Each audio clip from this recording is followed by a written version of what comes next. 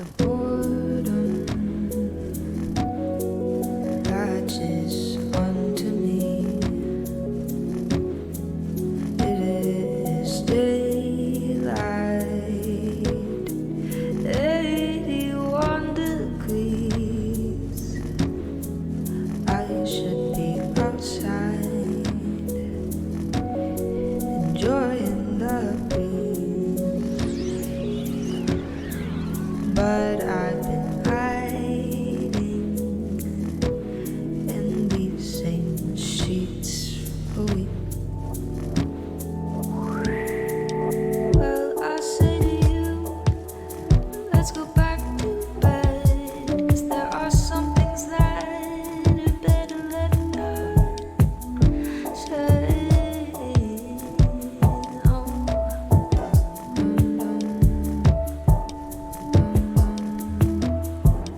well, this medication's strong and feeling low. I guess you always have to try before you know.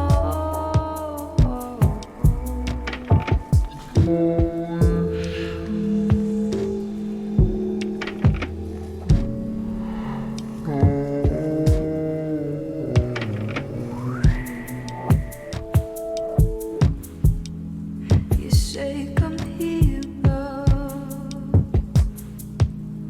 but it'll be fine.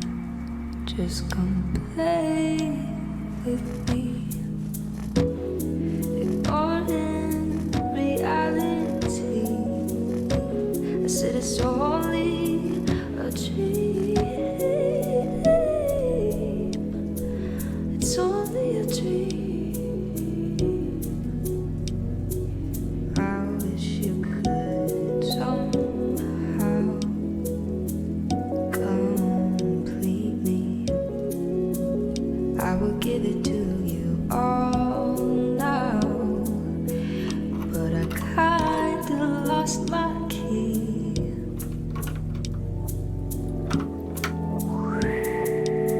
I've been hiding, but I kinda lost the dream. I've been hiding, but I kinda lost the dream. Well, this medication's strong and feeling low. I guess you always have to try before you know.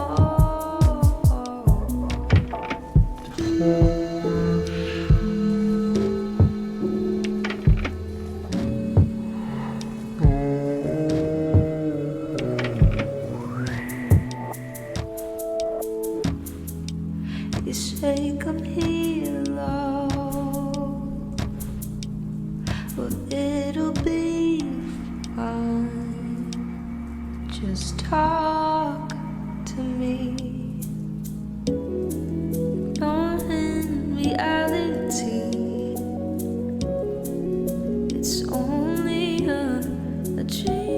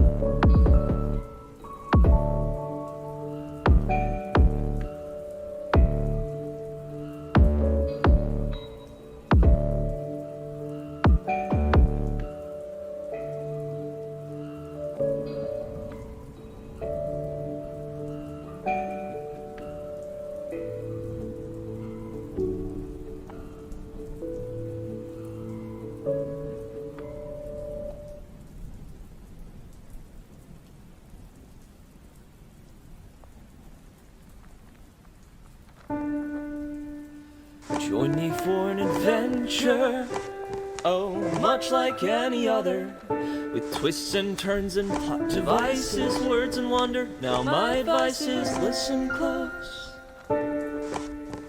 What makes this story different is the teller and the told. This one's ours and it's waiting to unfold.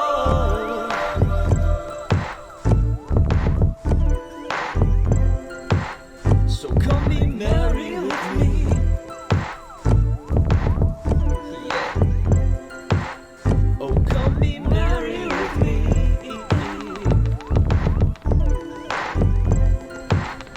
Come on, be merry with me.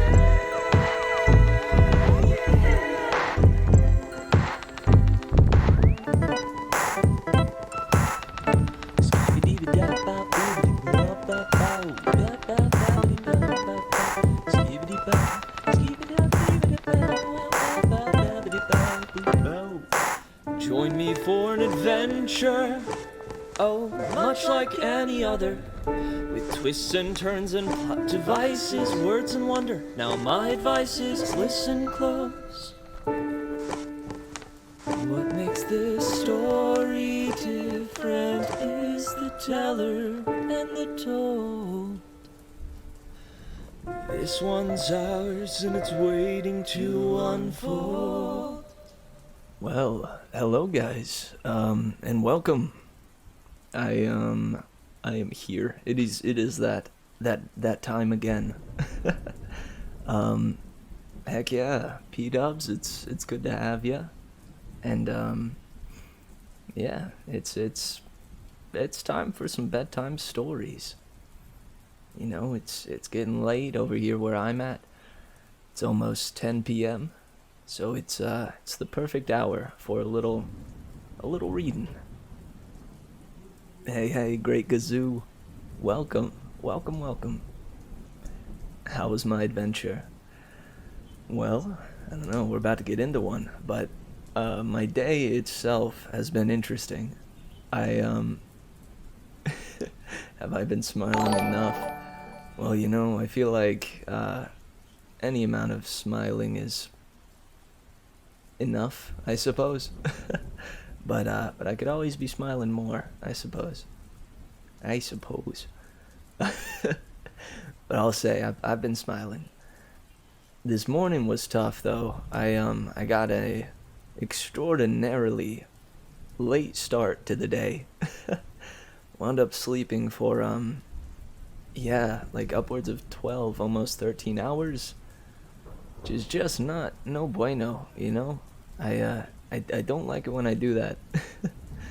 'Cause you know, I wake up a little disoriented. It feels like most of the day is already gone, or it tends to feel like, you know, once it hits 8 p.m. the day has only begun. Which is, I don't know, not the way that I want it to be. But I still try to make the most out of it, you know. I went to practice tonight. I had a good conversation with my coach.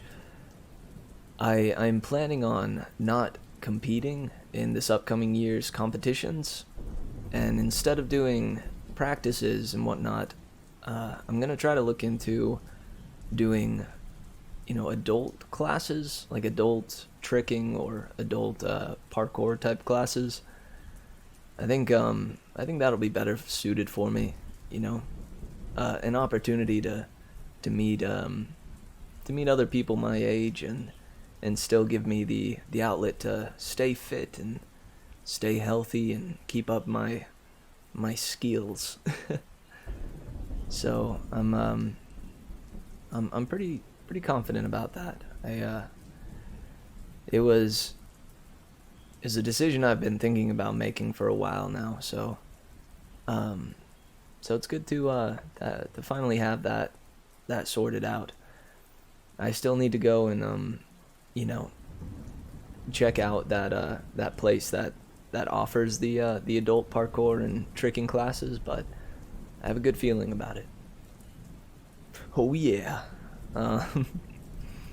And yeah, I got back from practice and I ate dinner, and now I'm here before you. I'm hoping to get to bed at a good hour tonight because I have an interview tomorrow. What? What? Raise the roof. I am I'm excited about that. It's an interview for a program that's I think is going to be good for me. It'll if I get to be a part of it, it'll become more of a more of like a solid steady like 7 a.m. to 4 p.m. type of job, you know? Every weekday. Um it'll I think it'll bring with it some more structure to my day.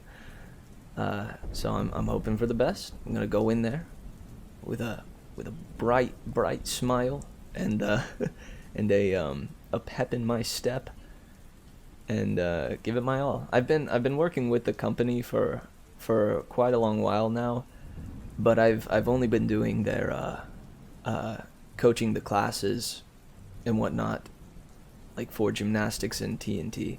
This is a new program that they've brought up. That's kind of like an after school program, but it's instead a full day program type of thing, where kids can come in, they do all their online classes, and they get the opportunity to, during their breaks, go into the gymnasium and have at it and play games and be active and all that good stuff. And thank you, P Dubs. I appreciate that. I think it'll be all right. I think I'll do well, so long as I get to bed at a good hour and am well rested. This sounds like school with extra steps. You know, I think that's a good way to describe it. But those extra steps are pretty cool, pretty fun, I think. At least I'm hoping so. And with me there, it's bound to be a good time, right? At least I'll do my best to make it as such.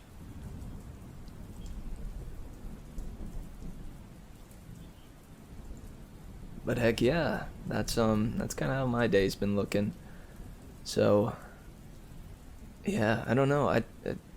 It's a little bit tough though, because I didn't expect that tonight was my last day at practice. And I don't know, the decision kind of was made in a bit of an instant, so I didn't expect that.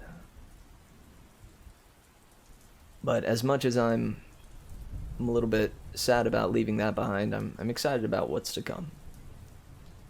Also, yesterday, I appreciate you guys being patient. You know, I wound up not getting home in time to do bedtime stories last night because I got the chance after recording some footage with good old Jafando.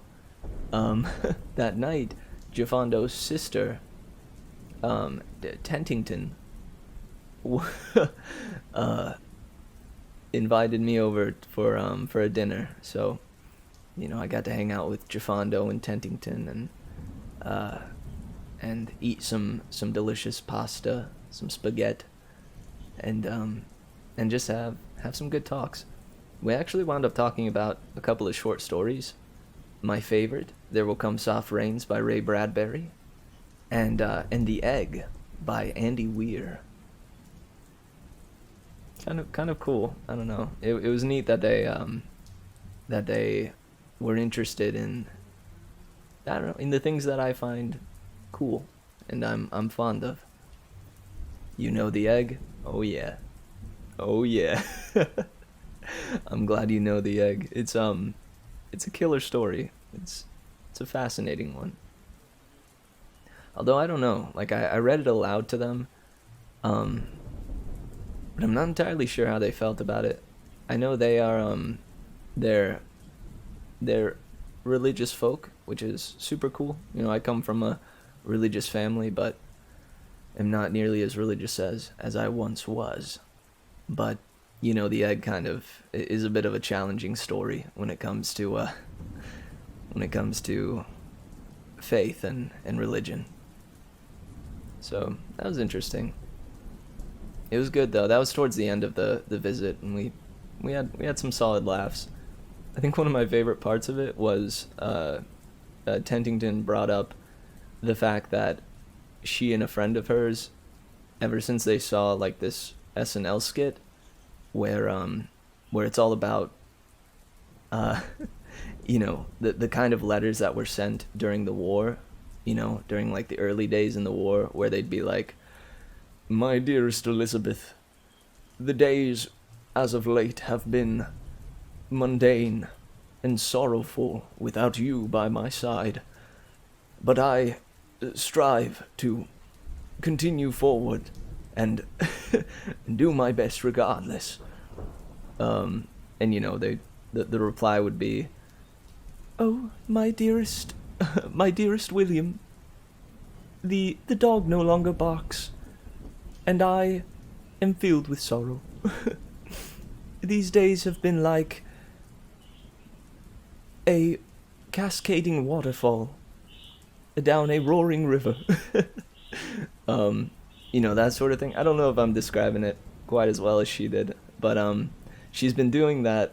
She's been using that like format to text her friend in Canada. I don't know. It was just a joy to like hear.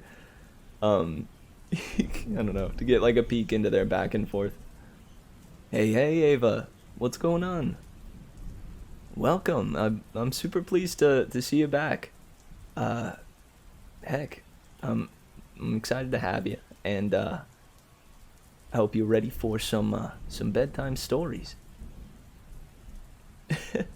OMG, of course I would be back. Shoot. Well, my face is flush. You compliment me by being here.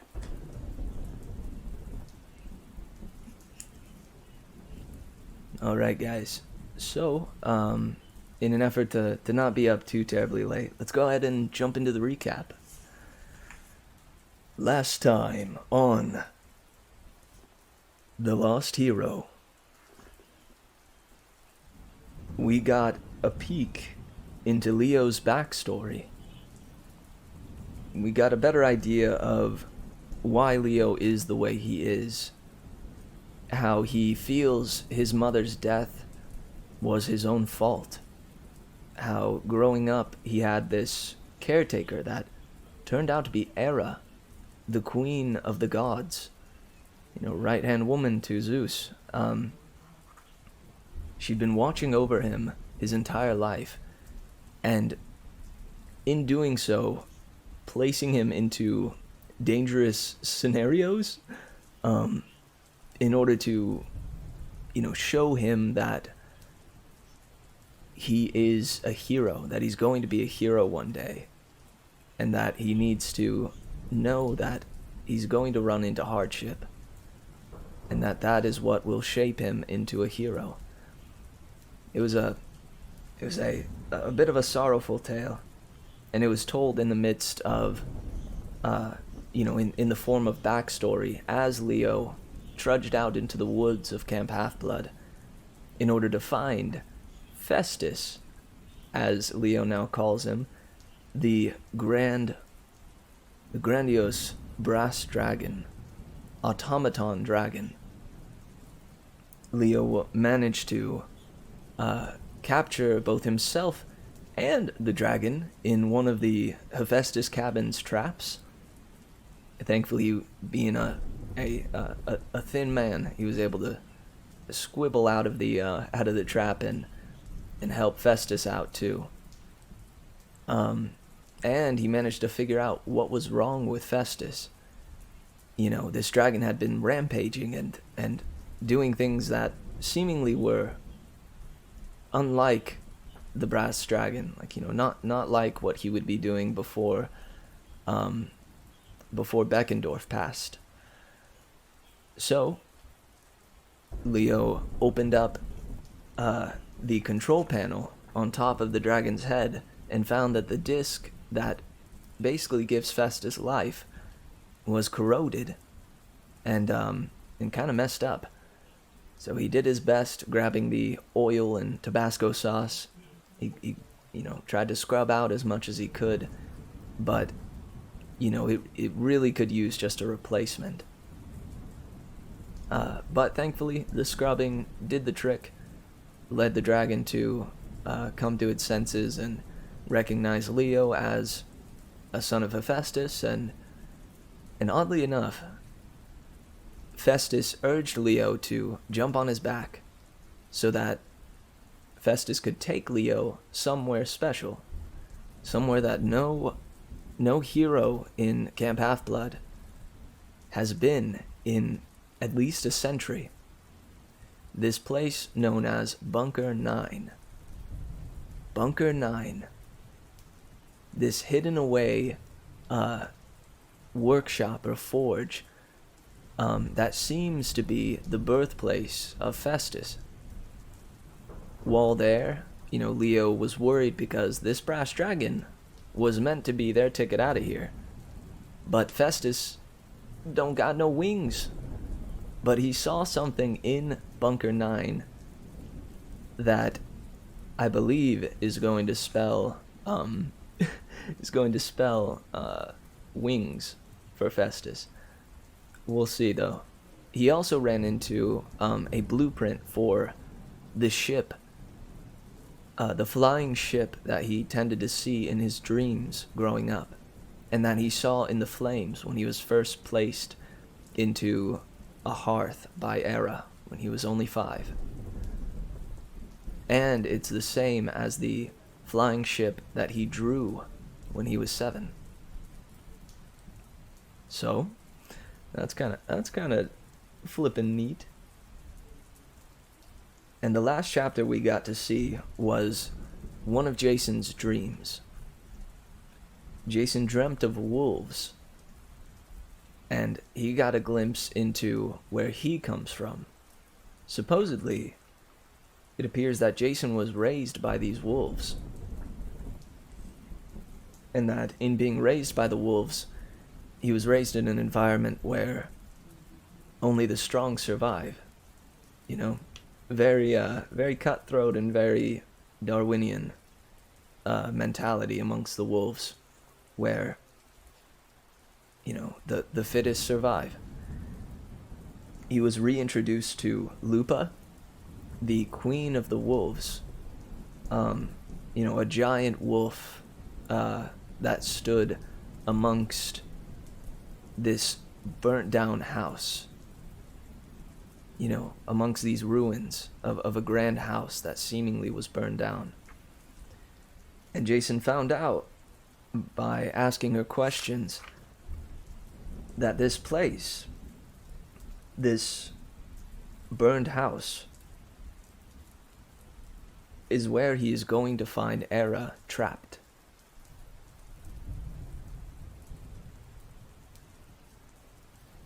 The House of the Wolf.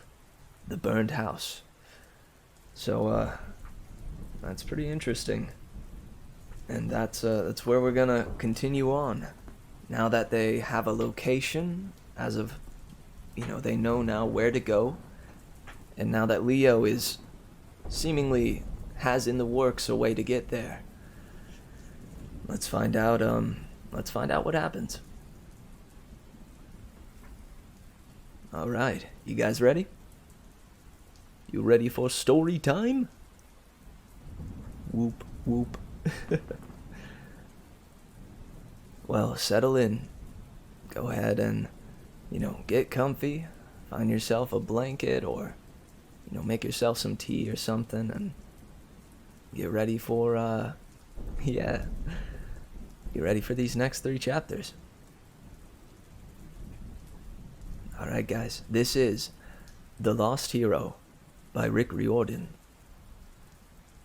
14. Jason. Jason woke to the sound of thunder.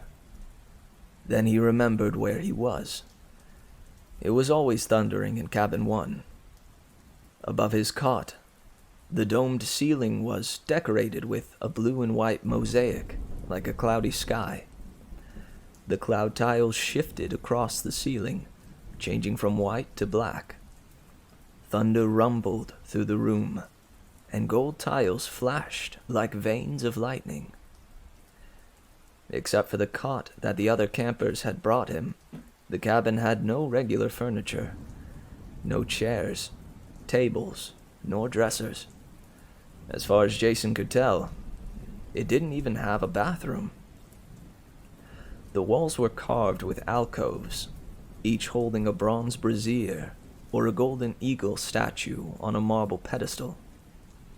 In the center of the room, a 20-foot-tall, full-color statue of Zeus in classic Greek robes stood with a shield at his side and a lightning bolt raised, ready to smite someone. Jason studied the statue, looking for anything he had in common with the Lord of the Sky. Black hair? Nope. Grumbly expression? Well, maybe. Beard? No thanks. In his robes and sandals, Zeus looked like a really buff, really angry hippie. Yeah, Cabin 1. A big honor, the other campers had told him. Sure, if you like sleeping in a cold temple by yourself with hippie Zeus frowning down at you all night. Jason got up and rubbed his neck. His whole body was stiff from bad sleep and summoning lightning. That little trick last night hadn't been as easy as he had let on. It had almost made him pass out. Next to the cot, new clothes were laid out for him. Jeans, sneakers, and an orange Camp Half-Blood shirt. He definitely needed a change of clothes, but looking down at his tattered purple shirt, he was reluctant to change. It felt wrong, somehow, putting on the camp shirt. He still couldn't believe he belonged here, despite everything they'd told him.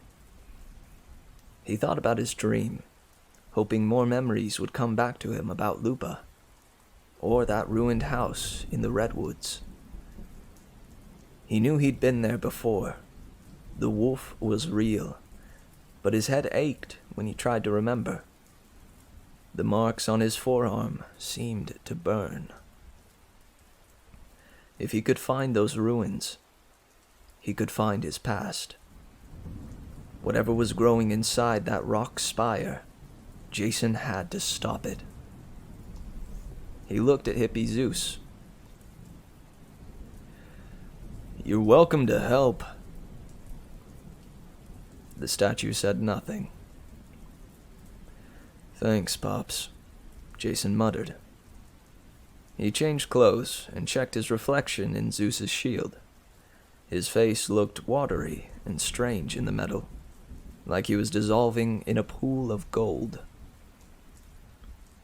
Definitely, he didn't look as good as Piper had last night after she'd suddenly been transformed. Jason still wasn't sure how he felt about that. He'd acted like an idiot, announcing in front of everyone that she was a knockout. Not like there'd been anything wrong with her before.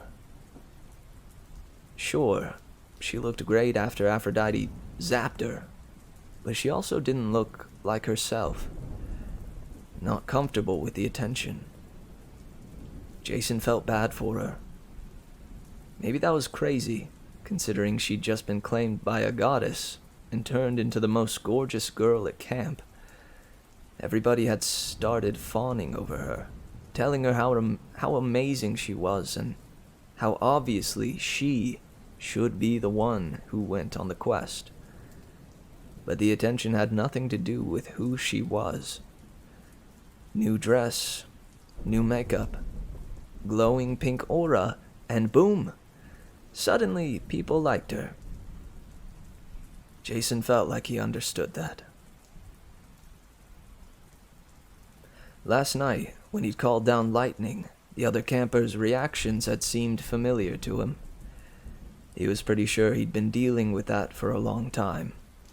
People looking at him in awe just because he was the son of Zeus, treating him special. But it didn't have anything to do with him. Nobody cared about him. just his big scary daddy standing behind him with the doomsday bolt, as if to say, "Respect this kid or eat voltage!" Wait a second, was Rome founded by Romulus and Remus? And Remus? After being raised by a wolf? P-dubs. Dude, you are... yet again, you are too smart for your own good.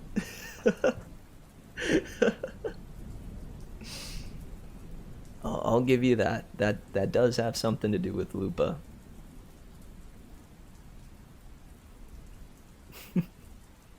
And the burned house.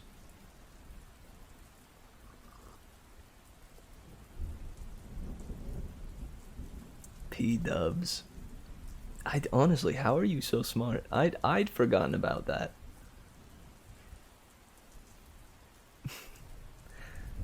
After the campfire, when people started heading back to their cabins, Jason had gone up to Piper and formally asked her to come with him on the quest. She'd still been in a state of shock, but she nodded, rubbing her arms, which must have been cold in that sleeveless dress. "Aphrodite took my snowboarding jacket," she muttered. "Mugged by my own mom. Mugged by my own mom."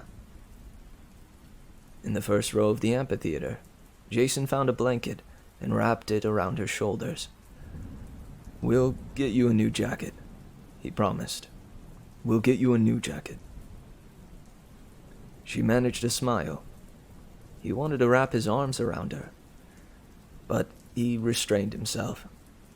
He didn't want her to think he was as shallow as everyone else, trying to make a move on her because she turned all beautiful. He was glad Piper was going with him on the quest. Jason had tried to act brave at the campfire, but it was just that, an act. The idea of going up against an evil force powerful enough to kidnap Era scared him witless, especially since he didn't even know his own past. He'd need help. And it felt right. Piper should be with him. But things were already complicated without figuring out how much he liked her, and why. He'd already messed with her head enough. He slipped on his new shoes, ready to get out of that cold, empty cabin. Then he spotted something he hadn't noticed before. A brazier had been moved out of one of the alcoves to create a sleeping niche, with a bedroll, a backpack, even some pictures taped to the wall. Jason walked over. Whoever had slept there, it had been a long time ago. The bedroll smelled musty. The backpack was covered with a thin film of dust. Some of the photos, once taped to the wall, had lost their stickiness and fallen to the floor. One picture showed Annabeth, much younger, maybe 8, but Jason could tell it was she. Same blonde hair and gray eyes. Same distracted look, like she was thinking a million things at once. She stood next to a sandy-haired guy, about 14 or 15, with a mischievous smile and ragged leather armor over a t-shirt. He was pointing to an alley behind them, like he was telling the photographer, "Let's go meet things in a dark alley and kill them. Let's go meet things in a dark alley and kill them." The second photo showed Annabeth and the same guy sitting at a campfire, laughing hysterically. Finally, Jason picked up one of the photos that had fallen. It was a strip picture, like you'd take in a do-it-yourself photo booth. Annabeth and the sandy-haired guy, but with another girl between them. She was maybe 15, with black hair, choppy like Piper's, a black leather jacket, and silver jewelry, so she looked kind of goth. But she was caught mid-laugh, and it was clear she was with her 2 best friends. That's Thalia, someone said. Jason turned. Annabeth was peering over his shoulder. Her expression was sad, like the picture brought back hard memories. She's the other child of Zeus who lived here, but not for long. Sorry, I should have knocked. It's fine, Jason said. Not like I think of this place as home. Annabeth was dressed for travel, with a winter coat over her camp clothes, her knife at her belt, and a backpack across her shoulder. Jason said, "Don't suppose you've changed your mind about coming with us?" She shook her head.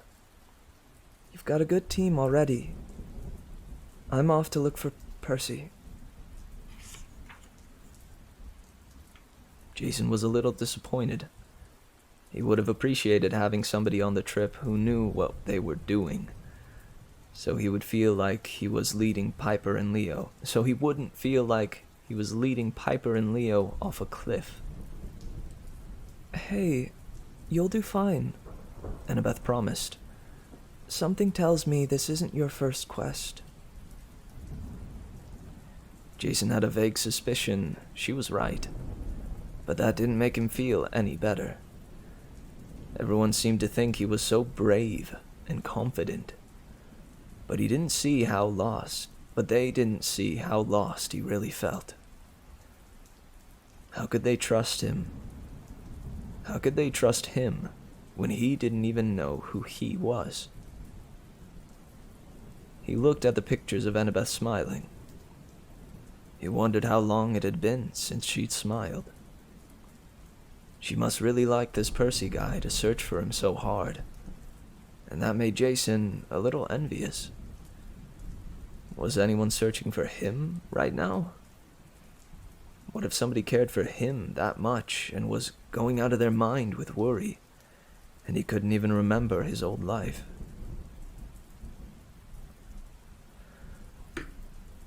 You know who I am, he guessed, don't you? Annabeth gripped the hilt of her dagger. She looked for a chair to sit on, but of course there weren't any. Honestly, Jason, I'm not sure. My best guess, you're a loner. It happens sometimes, for one reason or another. The camp never found you, but you survived anyway, by constantly moving around. Trained yourself to fight. Handled the monsters on your own. You beat the odds. The first thing Chiron said to me, Jason remembered, was, "You should be dead." That could be why, Annabeth said. Most demigods would never make it on their own. And a child of Zeus, it doesn't get any more dangerous than that. The chances of you reaching age 15 without finding Camp Half-Blood or dying? Microscopic. But like I said, it does happen. Thalia ran away when she was young. She survived on her own for years. Even took care of me for a while. So, maybe you were a loner too. Jason held his arm out. And these marks? Annabeth glanced at the tattoos. Clearly they bothered her. Well, the eagle is the symbol of Zeus, so that makes sense. The 12 lines, maybe they stand for years. If you'd been making them since you were 3 years old. SPQR. That's the motto of the old Roman Empire. Senatus Populusque Romanus. Senatus Populusque. How would you say that? Populus. Populusque. Populusque? I think it's que, right? Populusque. Romanus. The Senate and the people of Rome. That's why you would burn that on your own arm. Though...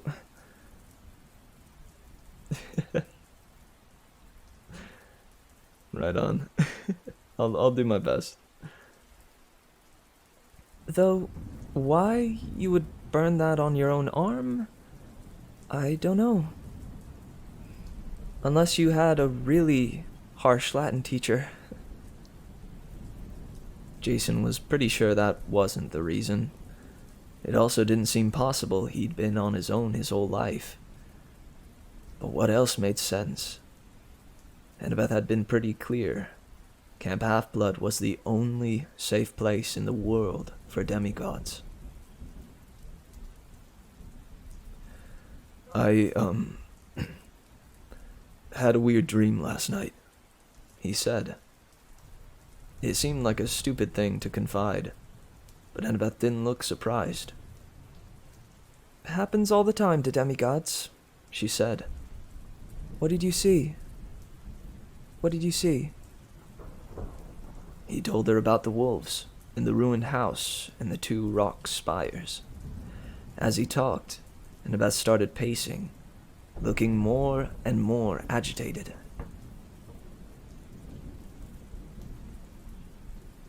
You don't remember where this house is? Jason shook his head. But I'm sure I've been there before. Redwoods.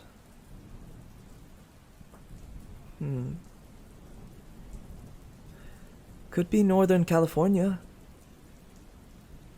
And the she-wolf. I've studied goddesses, spirits, and monsters my whole life. I've never heard of Lupa.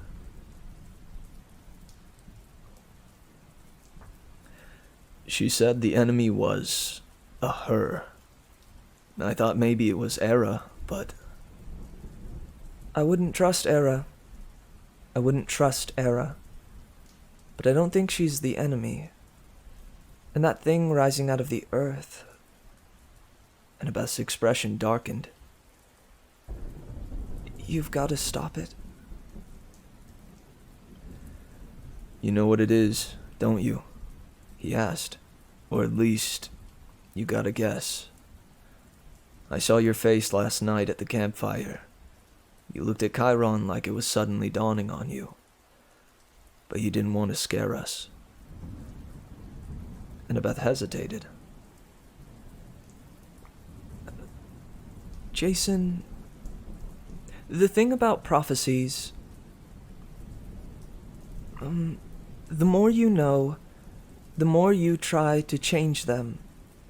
And that can be disastrous. Chiron believes it's better that you find your own path. Find out things in your own time. If he'd told me everything he knew before my first quest with Percy, I've got to admit, I'm not sure I would have been able to go through with it. For your quest, it's even more important. That bad, huh? That bad, huh? Not if you succeed. At least, I hope not. At least, I hope not. But I don't even know where to start. Where am I supposed to go? Follow the monsters, Annabeth suggested. Jason thought about that.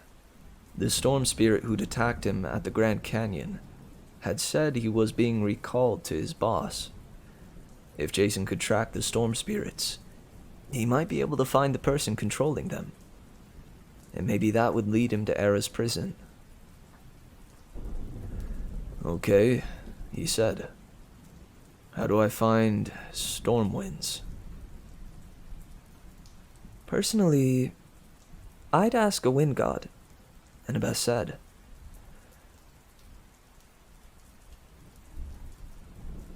Aeolus is the master of all winds, but he's a little unpredictable. No one finds him unless he wants to be found. I try one of the 4 seasonal wind gods that work for Aeolus. The nearest one, the one who has the most dealings with heroes, is Boreas, the north wind.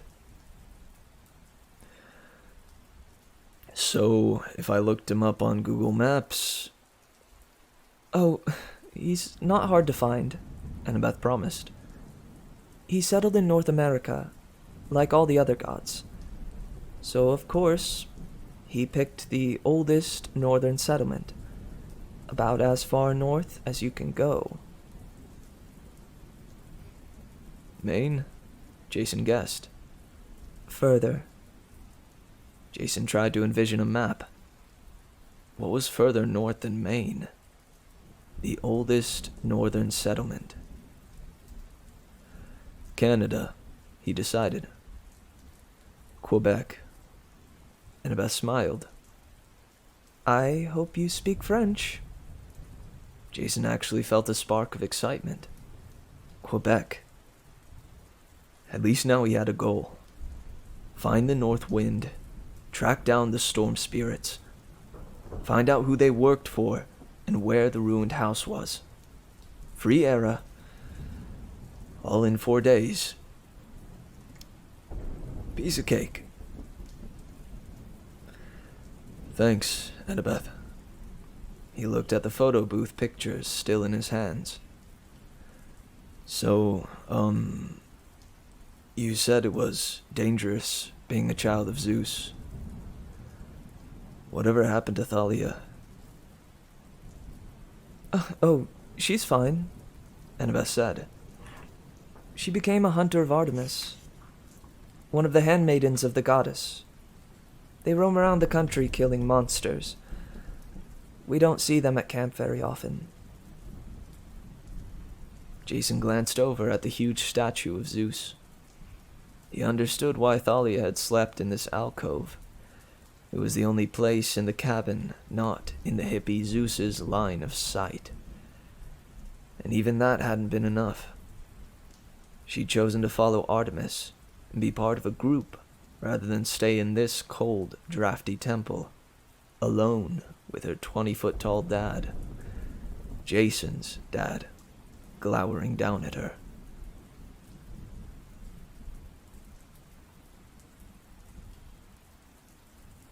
Jason didn't have any trouble understanding Thalia's feelings.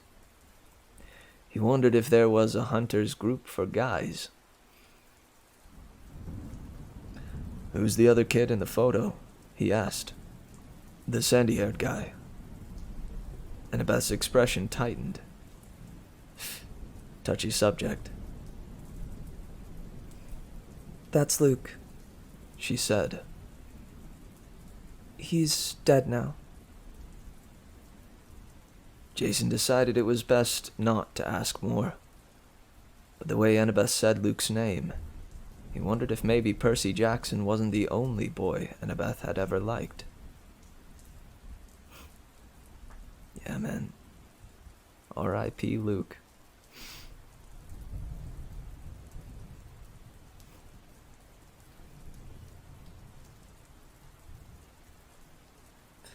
He focused again on Thalia's face.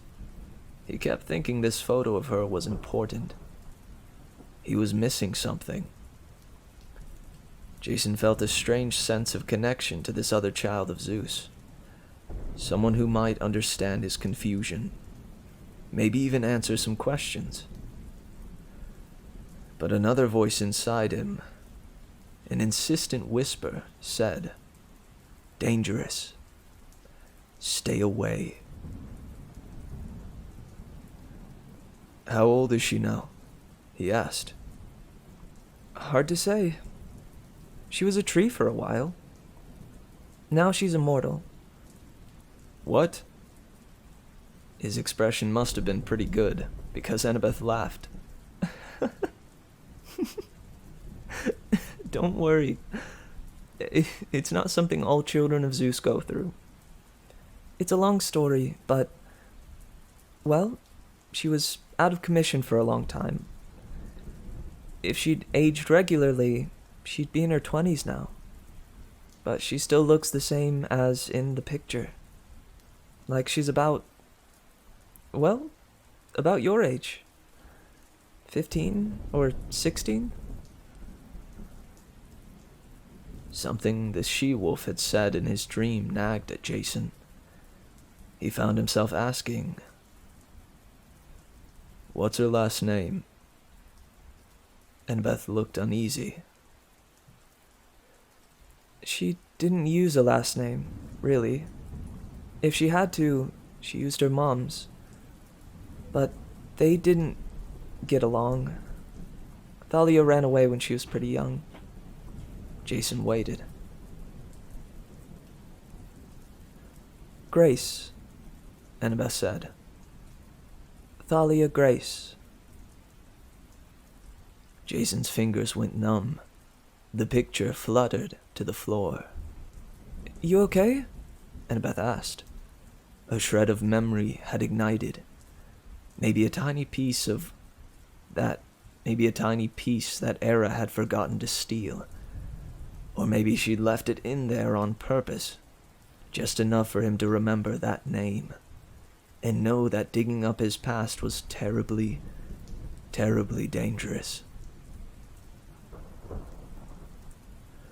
"You should be dead," Chiron had said.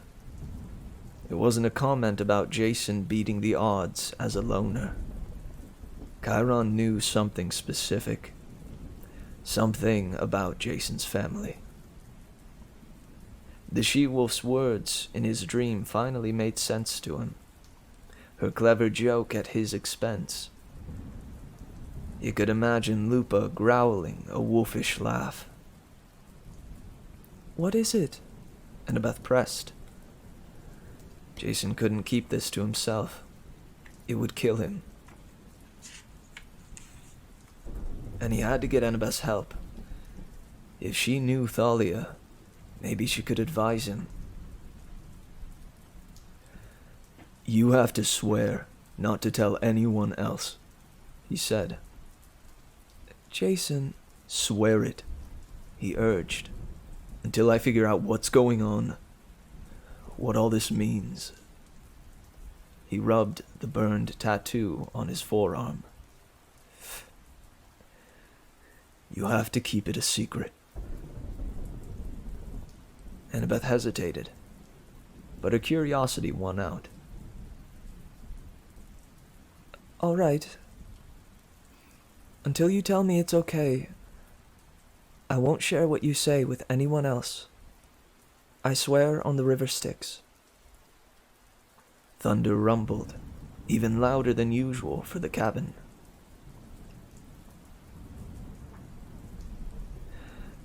You're our saving grace?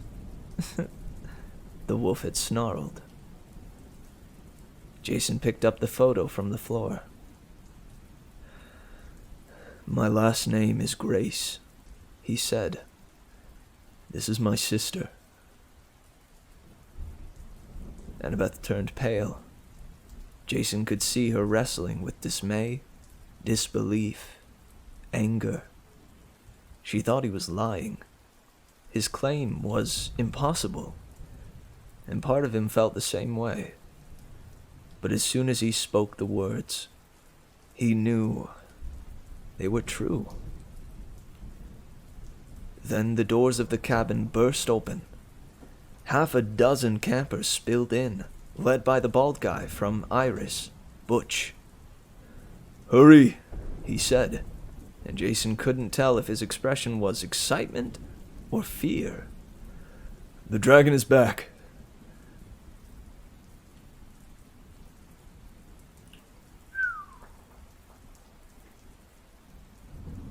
Oh man. Oh man.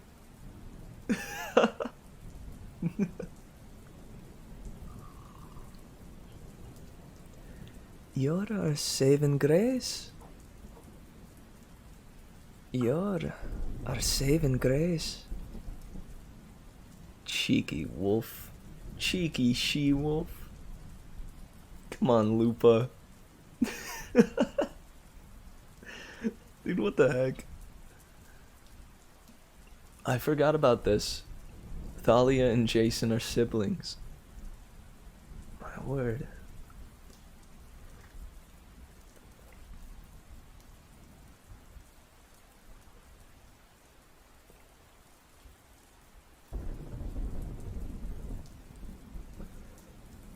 Well, me oh my.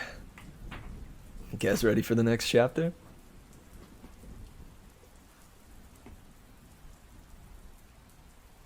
Romulus and Remus were twins. Just saying. Just saying. P-dubs. Talk about cheeky.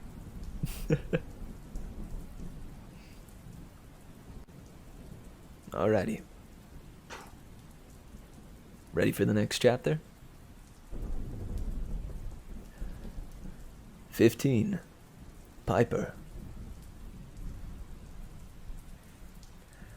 Piper woke up and immediately grabbed a mirror. There were plenty of those in the Aphrodite cabin. She sat on her bunk, looked at her reflection, and groaned.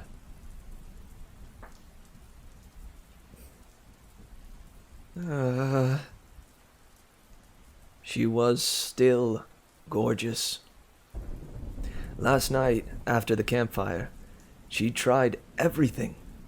She messed up her hair, washed the makeup off her face, cried to make her eyes red. Nothing worked. Her hair popped back to perfection. The magic makeup reapplied itself. Her eyes refused to get puffy or bloodshot. She would have changed clothes, but she had nothing to change into. The other Aphrodite campers offered her some.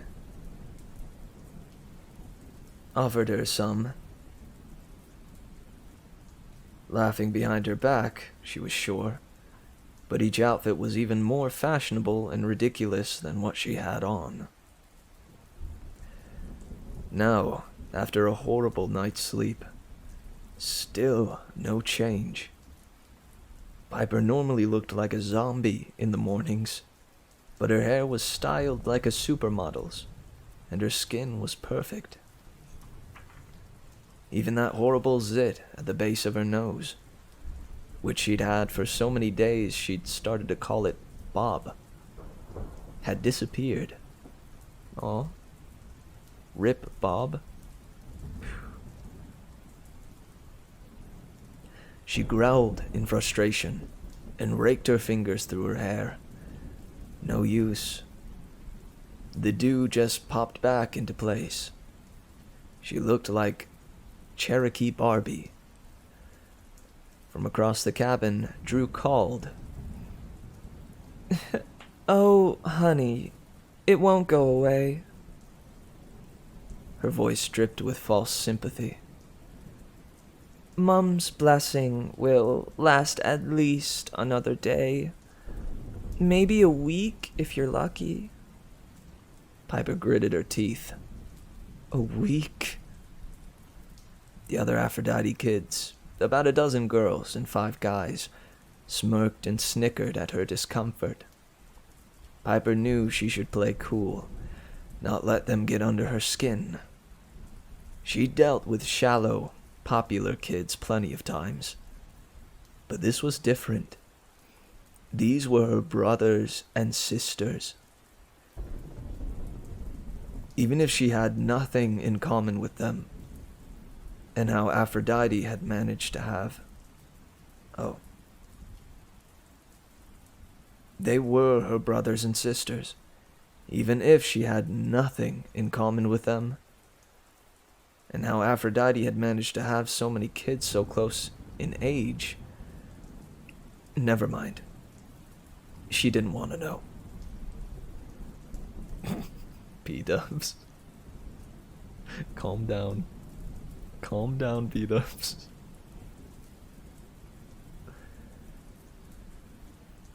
"Don't worry, hun," Drew blotted her fluorescent lipstick.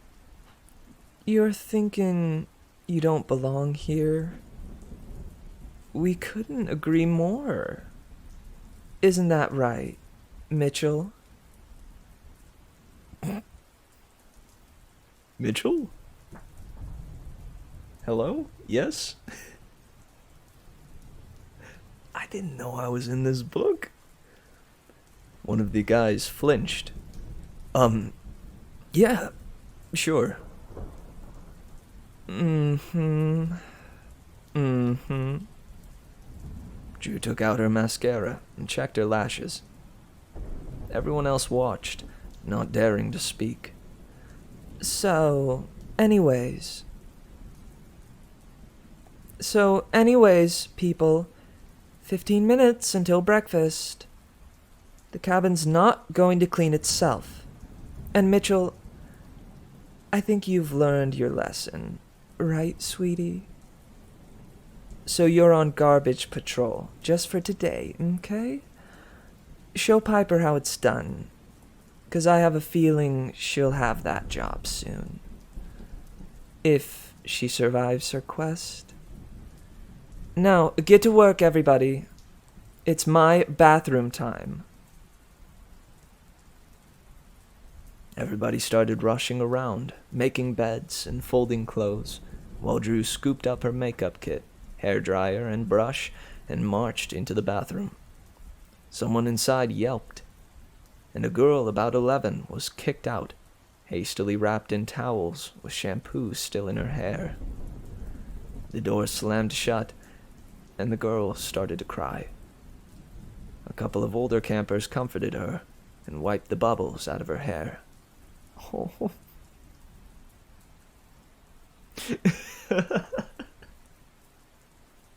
Oh, P-dubs.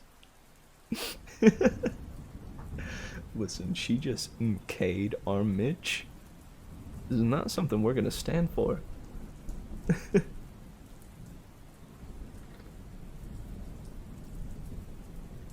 I am just gonna give that character Mitchell my own voice. Who let her be the counselor? I agree.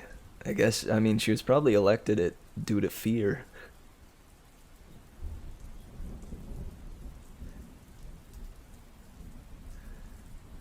Seriously?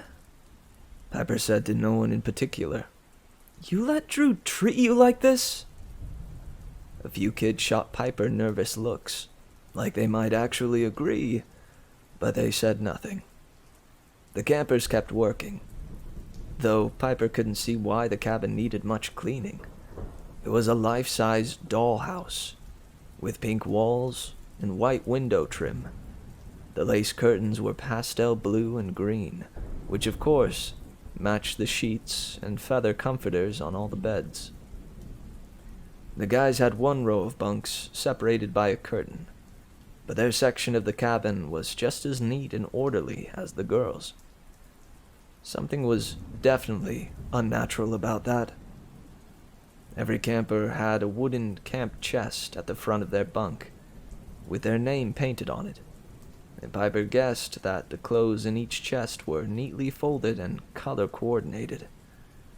The only bit of individualism was how the campers decorated their private bunk spaces. Each had slightly different pictures,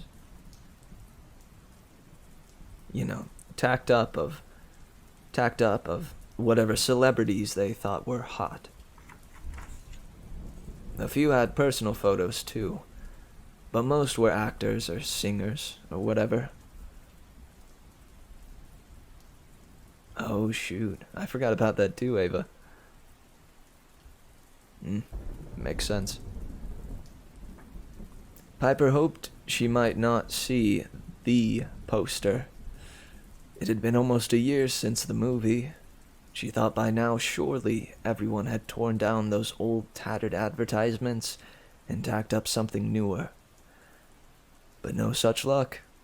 She spotted one on the wall by the storage closet, in the middle of a collage of famous heartthrobs. The title was lurid red, King of Sparta. Under that, The poster showed the leading man, a three-quarter shot of bare-chested, bronze flesh, with ripped pectorals and a six-pack of abs. He was clad in only a Greek war kilt and a purple cape, sword in hand. He looked like he'd just been rubbed in oil, his short black hair gleaming, and rivulets of sweat pouring off his rugged face, those dark, sad eyes facing the camera, as if to say, "I will kill your men and steal your women. I will kill your men and steal your women. Ha ha! Ha ha!" It was the most ridiculous poster of all time. Piper and her dad had a good laugh over it the first time they saw it. Then the movie made $1 bajillion. The poster graphic popped up everywhere. Piper couldn't get away from it at school, walking down the street, even online. It became the poster, the most embarrassing thing in her life. And yeah, it was a picture of her dad. She turned away so no one would think she was staring at it. Maybe when everyone went to breakfast, she could tear it down and they wouldn't notice. She tried to look busy, but she didn't have any extra clothes to fold. She straightened her bed, then realized the top blanket was the one Jason had wrapped around her shoulders last night. She picked it up and pressed it to her face. It smelled of wood smoke, but unfortunately, not of Jason. He was the only person who'd been genuinely nice to her after the claiming. Like he cared about how she felt. Not just about her stupid new clothes. God, she'd wanted to kiss him. But he'd seemed so uncomfortable, almost scared of her. She couldn't really blame him. She'd been glowing pink. "Excuse me," said a voice by her feet. The garbage patrol guy, Mitchell, was crawling around on all fours, picking up chocolate wrappers and crumpled notes from under the bunk beds. Oh, I guess it was more of a, "Excuse me." Apparently the Aphrodite kids weren't 100% neat freaks after all. She moved out of his way. "What did you do to make Drew mad?" He glanced over at the bathroom door to make sure it was still closed. "Last night, after you were claimed, I said you might not be so bad." It wasn't much of a compliment, but Piper was stunned. An Aphrodite kid had actually stood up for her? "Thanks," she said. Mitchell shrugged. "Yeah, well, see where it got me? But for what it's worth, welcome to Cabin 10. A girl with blonde pigtails and braces raced up with a pile of clothes in her arms. She looked around furtively, like she was delivering nuclear materials. I brought you these," she whispered. "Piper, meet Lacey," Mitchell said, still crawling around on the floor. "Hi," Lacey said breathlessly.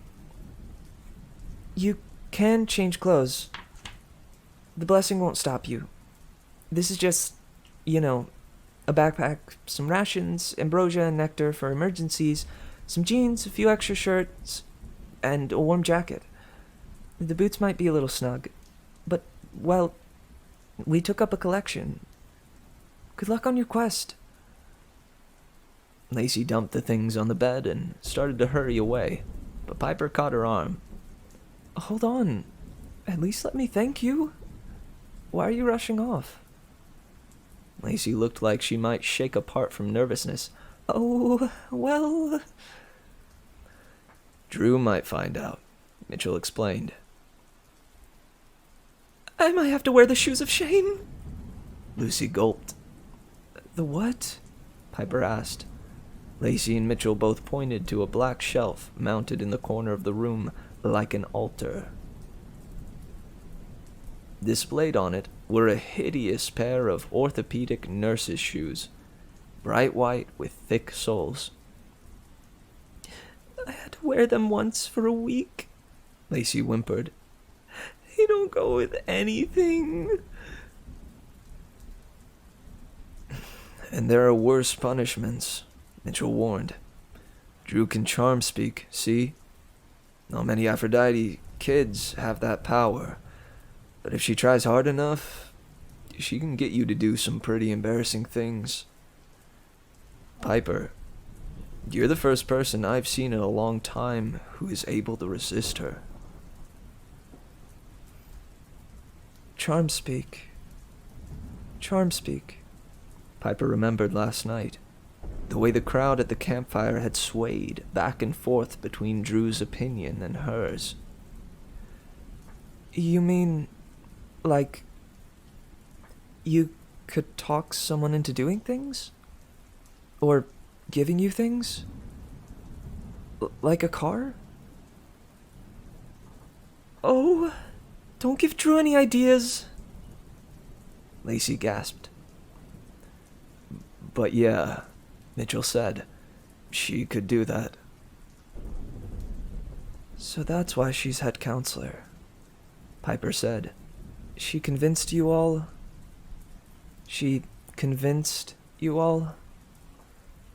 Mitchell picked a nasty wad of gum from under Piper's bed. Nah, she inherited the post when Selena Beauregard died in the war. Drew was second oldest. Oldest camper automatically gets the post. Unless somebody with more years or more completed quests wants to challenge her. In which case there's a duel. But that hardly ever happens. Anyway, we've been stuck with Drew in charge since August. She decided to make some, changes in the way the cabin is run. Yes, I did. Suddenly, Drew was there, leaning against the bunk. Lacey squeaked like a guinea pig and tried to run, but Drew put an arm out to stop her. She looked down at Mitchell. I think you missed some trash, sweetie. You'd better make another pass. Piper glanced toward the bathroom and saw that Drew had dumped everything from the bathroom waste bin. Some pretty nasty things all over the floor. Mitchell sat up on his haunches. He glared at Drew like he was about to attack, which Piper would have paid money to see. But finally he snapped. Fine. Drew smiled. See, Piper, hon, we're a good cabin here. A good family. Selena Beauregard, though, you could take a warning from her. She was secretly passing information to Kronos in the Titan War, helping the enemy. Drew smiled all sweet and innocent, with her glittery pink makeup, and her blow-dried hair lush and smelling like nutmeg. She looked like any popular teenage girl from any high school, but her eyes were as cold as steel. Piper got the feeling Drew was looking straight into her soul, pulling out her secrets. Helping the enemy. Oh, none of the other cabins talk about it, Drew confided. They act like Selena Beauregard was a hero. She sacrificed her life to make things right, Mitchell grumbled.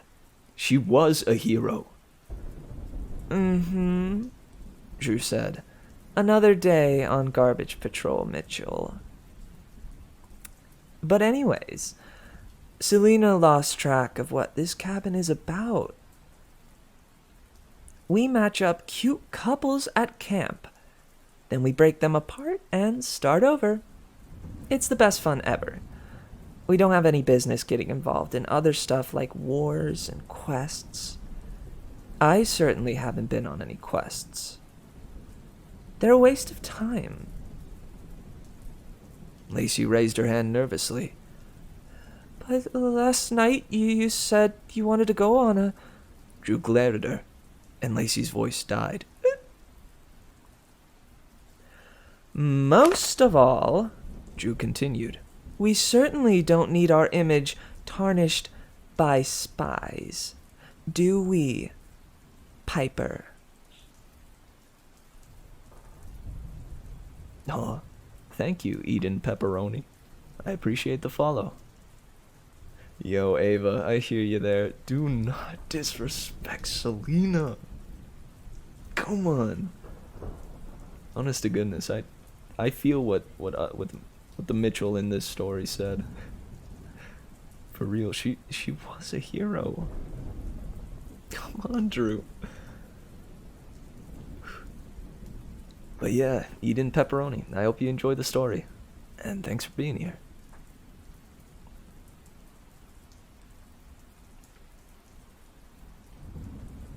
Piper tried to answer, but she couldn't. There was no way Drew could know about her dreams or her dad's kidnapping. Was there? It's too bad you won't be around. Drew sighed. But if you survive your little quest, don't worry. I'll find somebody to match with you. Maybe one of those gross Hephaestus guys? Or Clovis? He's pretty repulsive. Drew looked her over with a mix of pity and disgust. Honestly, I didn't think it was possible for Aphrodite to have an ugly child. But... who was your father? Was he some sort of mutant or... Tristan McLean, Piper snapped. As soon as she said it, she hated herself. She never, ever played the famous dad card. But Drew had driven her over the edge. My dad's Tristan McLean.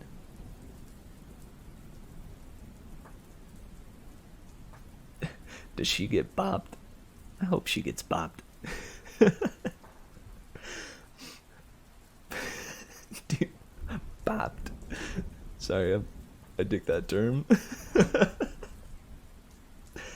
Sorry, something about bopped tickles me. Piper will have more quests, so she could challenge then. Again, P-Dubs, you are prolific as ever.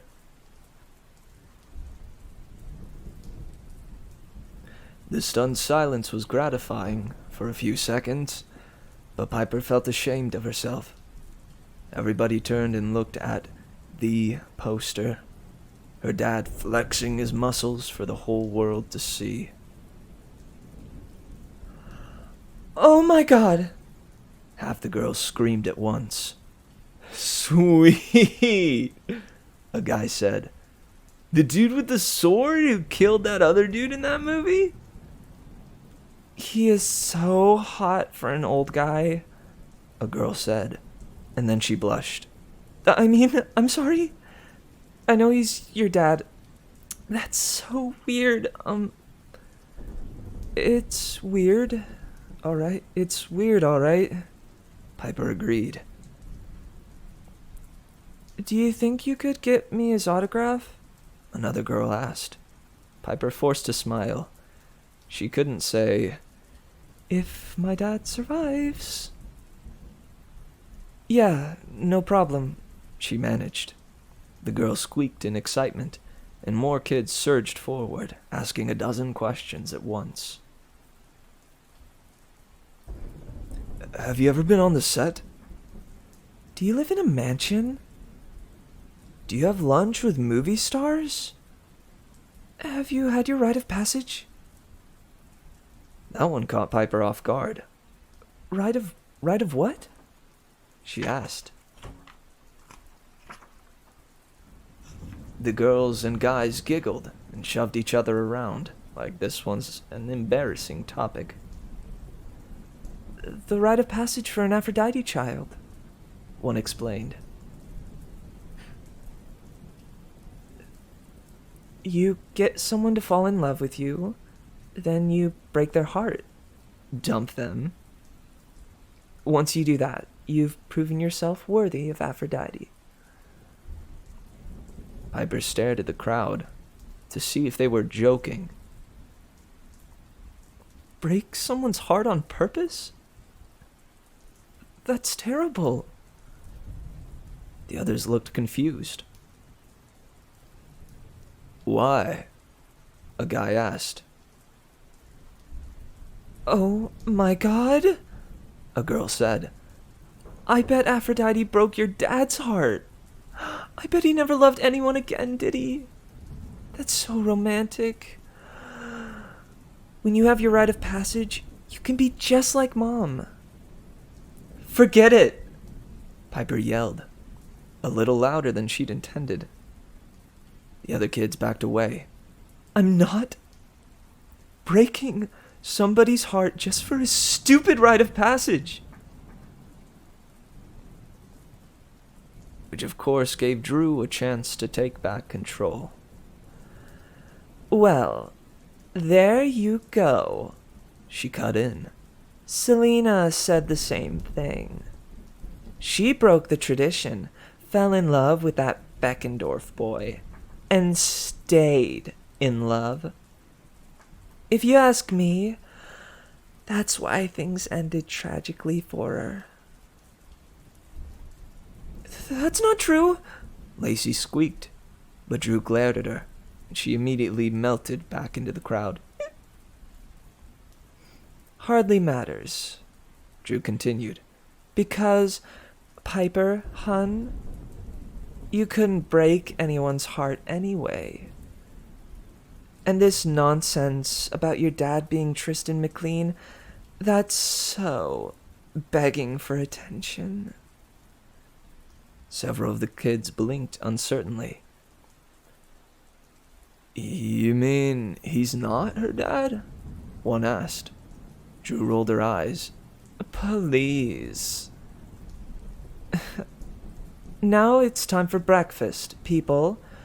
And Piper here has to start that little quest. So let's get her packed and get her out of here. Drew broke up the crowd and got everyone moving. She called them hun and dear, but her tone made it clear she expected to be obeyed. Mitchell and Lacey helped Piper pack.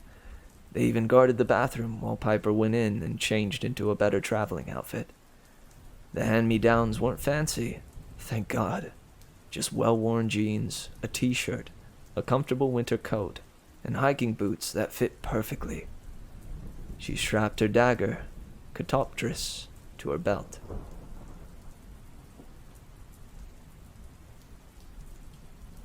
That does sound like more of a Drew thing than an Aphrodite thing. However, I don't know. I feel like Aphrodite is kind of into that sort of thing. She likes tragic romances, you know?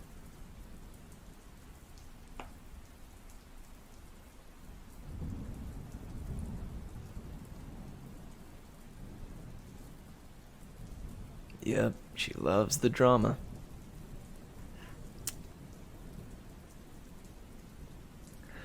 When Piper came out, she almost felt normal again. The other campers were standing at their bunks while Drew came around and inspected. Piper turned to Mitchell and Lacey and mouthed, "Thank you." Mitchell nodded grimly. Lacey flashed a full brace's smile. Piper doubted Drew had ever thanked them for anything. She also noticed that the King of Sparta poster had been wadded up and thrown in the trash. Drew's orders, no doubt. Even though Piper had wanted to take the poster down herself, Now she was totally steamed. When Drew spotted her, she clapped in mock applause. Very nice. Our little quest girl all dressed in dumpster clothes again. Now, off you go. No need to eat breakfast with us. Good luck with... whatever. Bye. Piper shouldered her bag. She could feel everyone else's eyes on her as she walked to the door. She could just leave and forget about it. That would have been the easy thing. What did she care about this cabin? These shallow kids? Except that some of them had tried to help her. Some of them had even stood up to Drew for her. She turned at the door. You know, you all don't have to follow Drew's orders. The other kids shifted. Several glanced at Drew, but she looked too stunned to respond. One managed. She's our head counselor. She's a tyrant, Piper corrected. you can think for yourselves. There's got to be more to Aphrodite than this. More than this. More than this. One kid echoed. Think for ourselves, a second muttered. People! Drew screeched. Don't be stupid. She's charm speaking you. No, Piper said. I'm just telling the truth. At least, Piper thought that was the case. She didn't understand exactly how the charm-speaking business worked, but she didn't feel like she was putting any special power into her words. She didn't want to win an argument by tricking people. That would make her no better than Drew. Piper simply meant what she said. Besides, even if she tried charm-speaking, she had a feeling it wouldn't work very well on another charm speaker like Drew. Drew sneered at her. You may have a little power, Miss Movie Star, but you don't know the first thing about Aphrodite. You have such great ideas. What do you think this cabin is about then? Tell them. Then maybe I'll tell them a few things about you. Huh? Then maybe I'll tell them a few things about you. Piper wanted to make a withering retort, but her anger turned to panic. She was a spy for the enemy, just like Selena Beauregard, an Aphrodite traitor. Did Drew know about that? Or was she bluffing? Under Drew's glare, her confidence began to crumble. Not this, Piper managed. Aphrodite is not about this. Then she turned and stormed out before the others could see her blushing. Behind her, Drew started laughing. Not this. Hear that, people? She doesn't have a clue.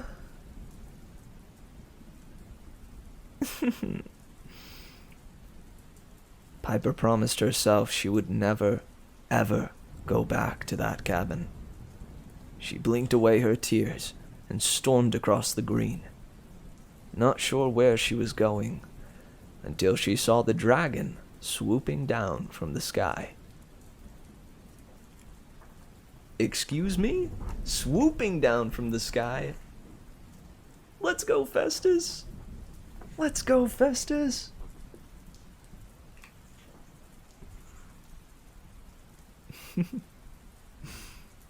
Dude. I'm sad. That was only a slightly satisfying comeback from Piper. it still seems like Drew won out on that one.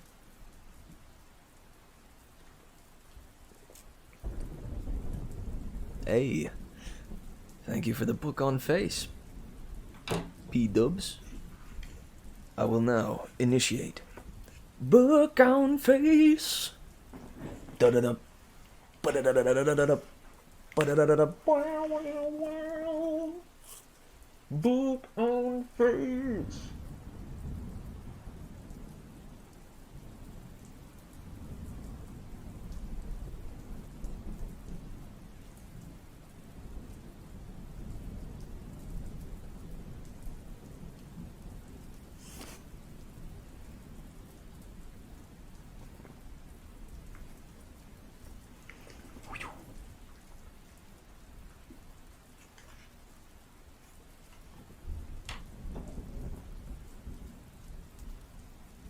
This has been Book on Face. Thank you, thank you for redeeming Book on Face, B-dubs. Tends to be a relaxing time. Gives me a moment's respite, if you will, you know?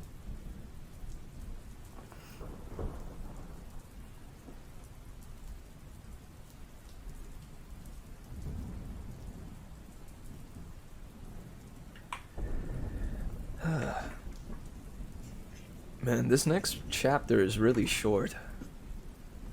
I think we might wind up reading 4 chapters. Yeah, the one after it is short too.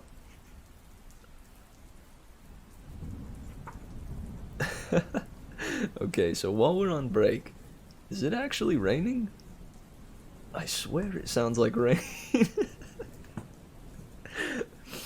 I have rain ambience playing in the background. But no, it's not actually raining here. At least I don't think it is. Yeah, nah. It's a part of the audio. I hope it's soothing though.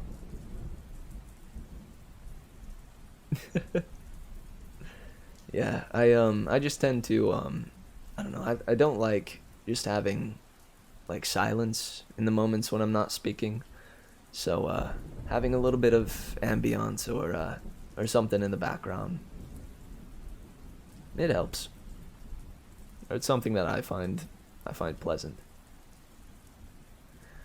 and relaxing.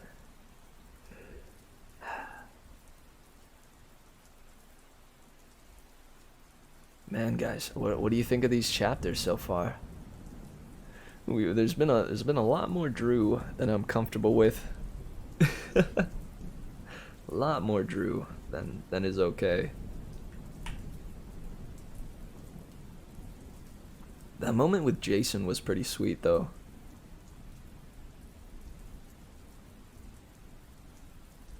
Getting another big reveal there. Jason Grace. Man. Yeah, and the quest is finally gonna get underway. I will say, yeah, like we're at least, I think we're nearly a third through this book. And they're just now gonna be heading out into their adventure. I know with the Percy Jackson books, like it never took more than like the first 6 or 7 chapters for them to actually get underway with the quest part of things. But with this, we have more characters, which means, gotta leave a little extra time there for the development of each one. Within the first 10. Heck yeah. And they're new. It's true. Thankfully they've interspersed a little bit of action here and there though. With the initial part at the Grand Canyon, Leo's little bout with Festus.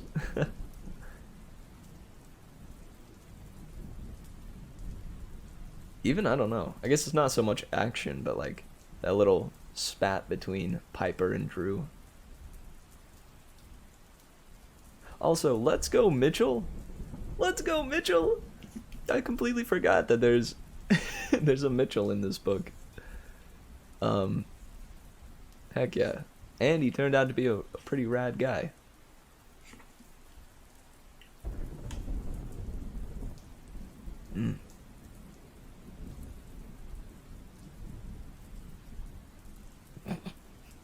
Sorry. I just like looked ahead at the next chapter.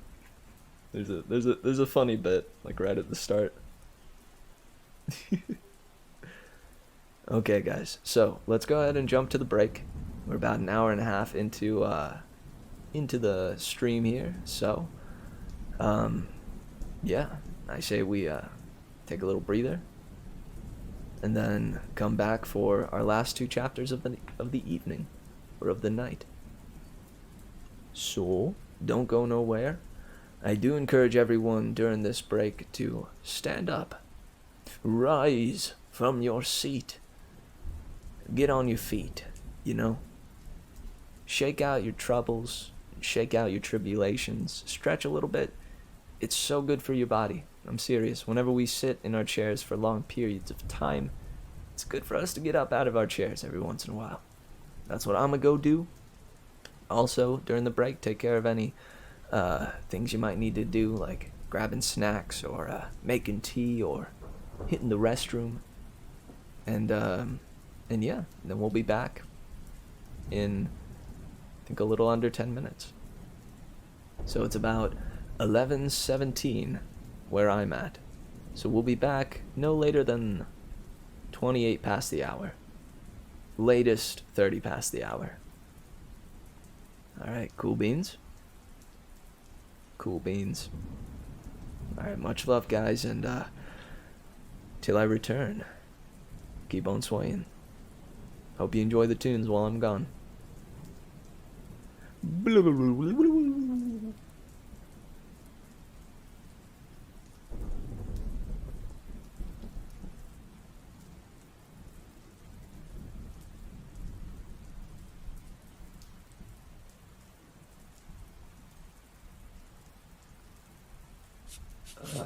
A lot of people have done so much for me, but Nej, I no longer believe in myself. nej. Will I make it Nej, on my own? nej, Am I capable of great things alone? nej. Take my hand and hold it tight, be my guide. It's getting hard to see in this darkness on my own.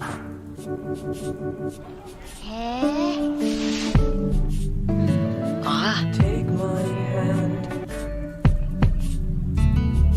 hold on tight. Take my hand as we make our way slowly to the unknown. Take my hand, I think my vision's finally clearing up. So hold on tight, Nej, hold on nej. tight. Ja, I can make it nej, on my own. nej. I am capable of great things alone. Nej, Take my hand and hold it tight. Stay here at my side. But if you let go, I think I'll be just fine. vadå?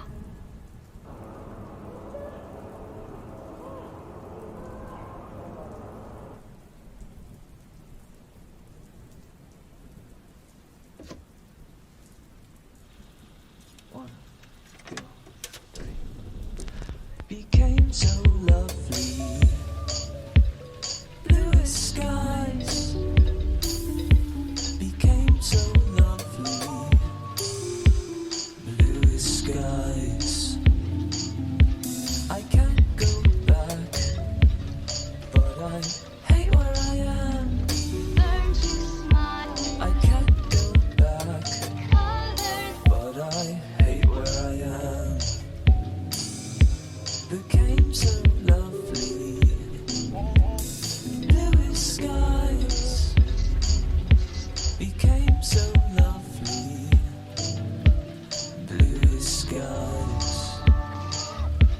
I'd find myself.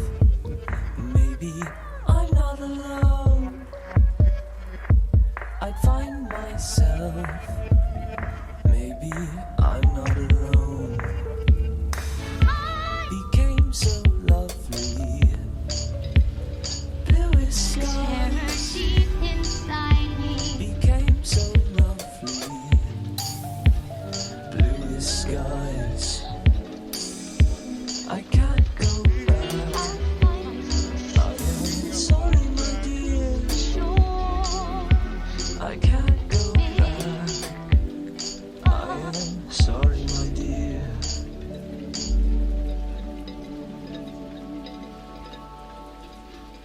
One, two, three. Became so lovely. I don't even know anymore. Bluest skies. I've done so much because I was afraid. So lovely. Bluest skies. I can't go back. It's like I'm back inside the mirror, But I except hate where I am. I put myself here. I can't go back. Are you kidding? But I hate There's where nothing I am. here. Maybe I'm tired of running away. Maybe I'd rather be with everyone and be in danger than be safe and alone. They'd be glad to have you back. I don't know. If I went back now, there's no way things could go back to how they were. Yeah, but that's all right. I'm not alone. Things would just be different. What do you mean? Well, Maybe I'm not alone. Became so lovely. Bluest skies.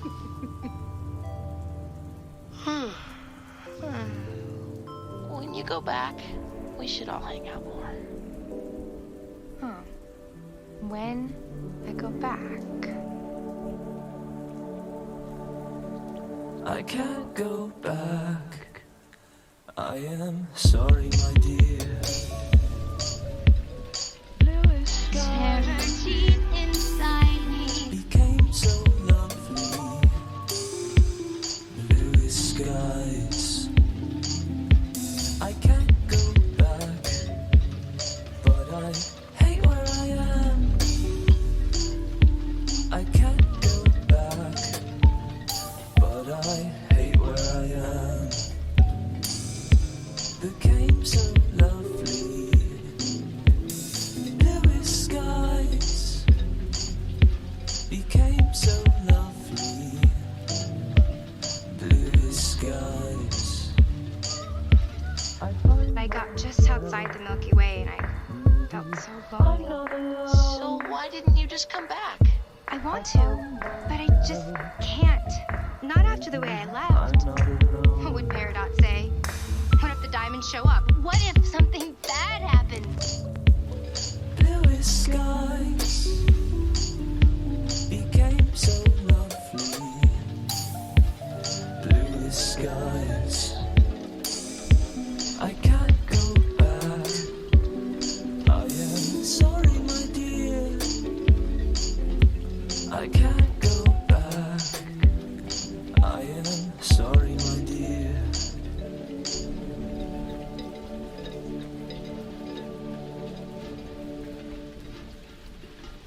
Well, what if something good happens? Spirituality, does it transcend morality? Affects our mentality, through our centrality, immorality.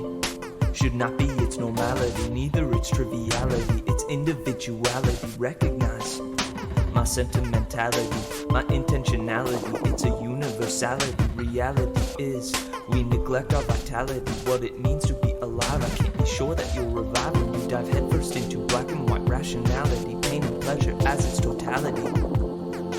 This person desires no bad, but eclipses the good. Thinks he's just misunderstood, knows he should, but doesn't believe that he could. After all, how could you do anything without knowing who you are?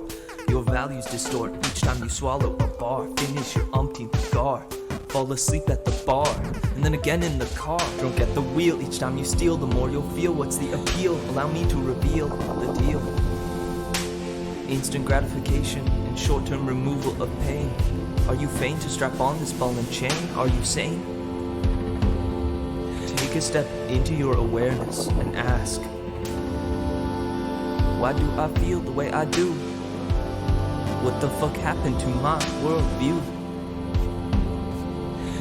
Let the feelings pass through.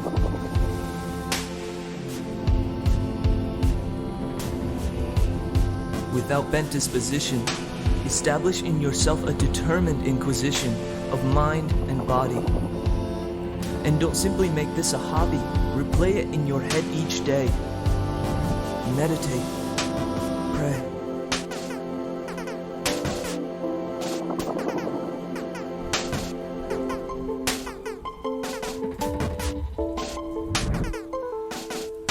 Spirituality, does it transcend morality?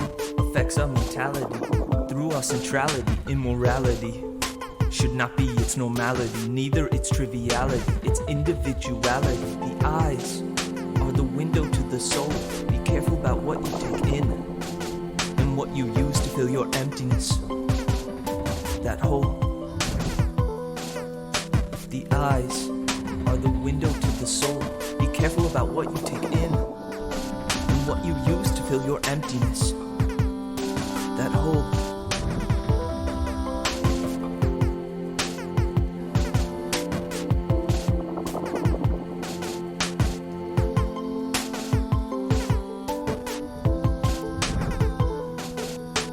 Take a step into your awareness and ask, why? Why do I feel the way I do?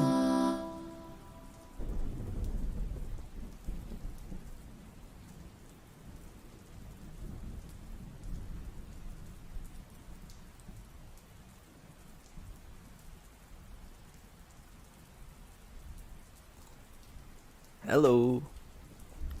What up, what up? What's poppin'? It is I, Mary Mitch. I appear before you once again, now that the break is over and done. Hope you guys had a pleasant break. I had a good one myself. Stretched a little bit, I relieved myself, and now I'm ready to get back to our reading. How's everybody doing?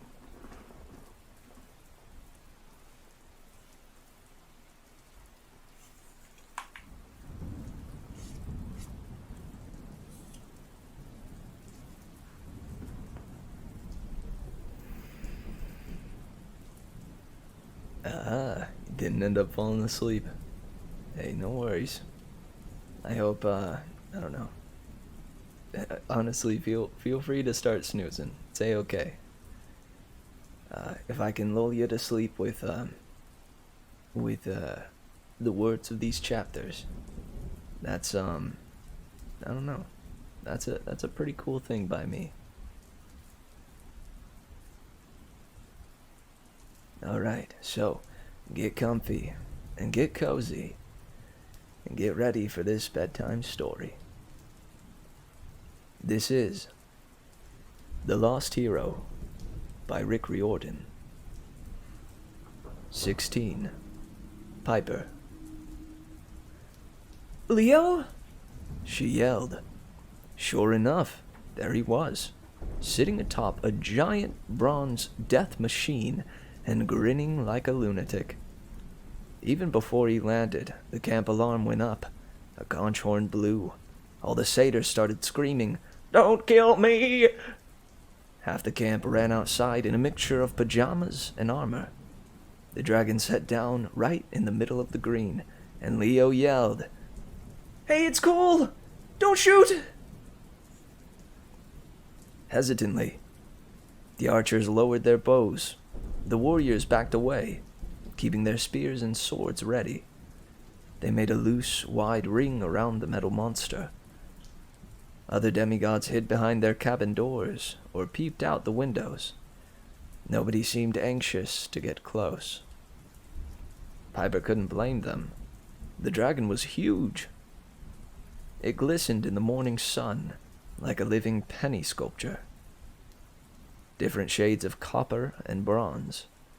A 60-foot-long serpent with steel talons and drill bit teeth and glowing ruby eyes. It had bat-shaped wings twice its length that unfurled like metallic sails, making a sound like coins cascading out of a slot machine every time they flapped. It's beautiful, Piper muttered. The other demigods stared at her like she was insane. The dragon reared its head and shot a column of fire into the sky. The campers scrambled away and hefted their weapons, but Leo slid calmly off the dragon's back. He held up his hands like he was surrendering, except he still had that crazy grin on his face.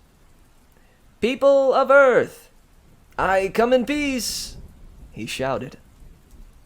He looked like he'd been rolling around in the campfire. His army coat and his face were smeared with soot. His hands were grease-stained, and he wore a new tool belt around his waist. His eyes were bloodshot. His curly hair was so oily it stuck up in porcupine quills, and he smelled strangely of Tabasco sauce. But he looked absolutely delighted. "Festus is just saying hello." That thing is dangerous! An Ares girl shouted, brandishing her spear. Kill it now! "Stand down," someone ordered. To Piper's surprise, it was Jason. He pushed through the crowd, flanked by Annabeth and that girl from the Hephaestus cabin, Nisa. Jason gazed up at the dragon and shook his head in amazement. "Leo, what have you done?" "Found a ride," Leo beamed. You said I could go on the quest if I got you a ride. Well, I got you a Class A metallic flying bad boy. Festus can take us anywhere. It has wings? Nisa stammered. Her jaw looked like it might drop off her face. Yeah, Leo said. I found them and reattached them. But it never had wings. Where did you find them? Leo hesitated, and Piper could tell he was hiding something. "In the woods," he said. "Repaired his circuits, too, mostly. So no more problems with him going haywire." Mostly? Nisa asked. The dragon's head twitched. It tilted to one side, and a stream of black liquid, maybe oil, hopefully just oil, poured out of its ear, all over Leo.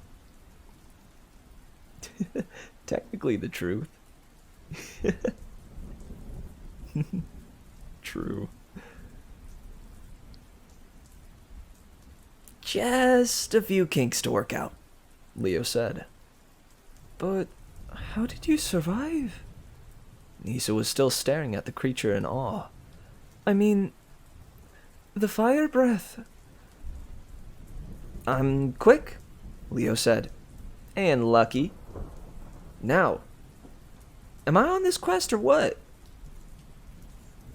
Jason scratched his head. "You named him Festus? You know that in Latin, Festus means happy. You want us to ride off to save the world on Happy the Dragon?" The dragon twitched and shuddered and flapped his wings. "That's a yes, bro," Leo said. "Now, I'd really suggest we get going, guys. I already picked up some supplies in the woods, and all these people with weapons are making Festus nervous." Jason frowned. "But we haven't planned anything yet.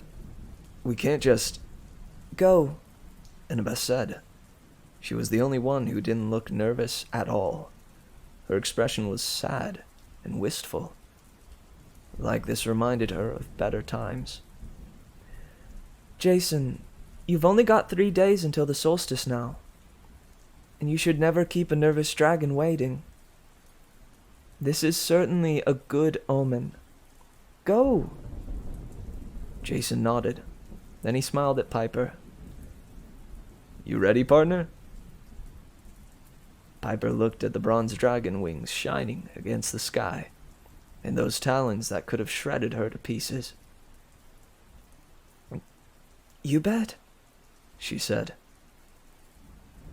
Flying on the dragon was the most amazing experience ever, Piper thought.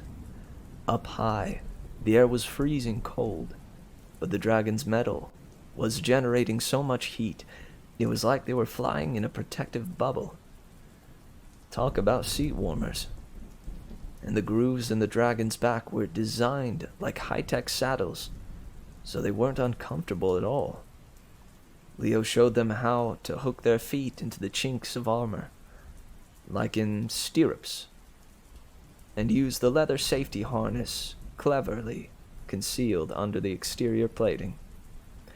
They sat single file, Leo in front, then Piper, then Jason. And Piper was very aware of Jason right behind her. She wished he would hold on to her, maybe wrap his arms around her waist. But sadly, he didn't. Leo used the reins to steer the dragon into the sky, like he'd been doing it his whole life. The metal wings worked perfectly, and soon the coast of Long Island was just a hazy line behind them. They shot over Connecticut and climbed into the gray winter clouds.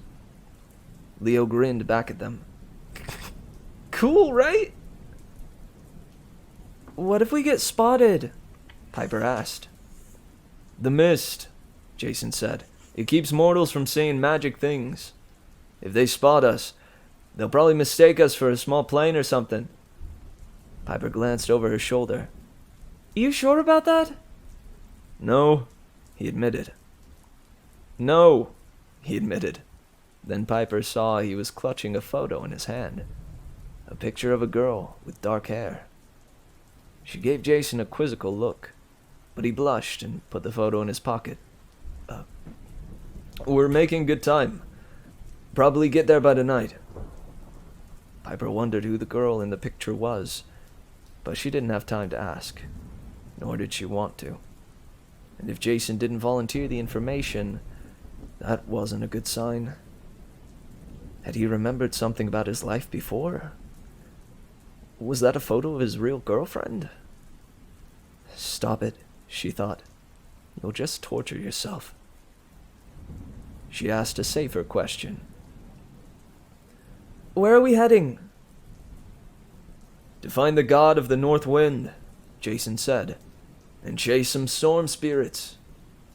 And chase some storm spirits.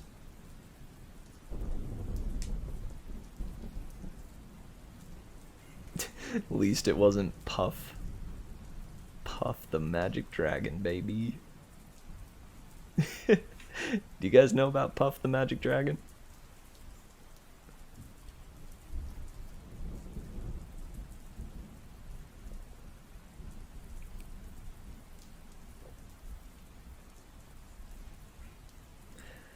All right.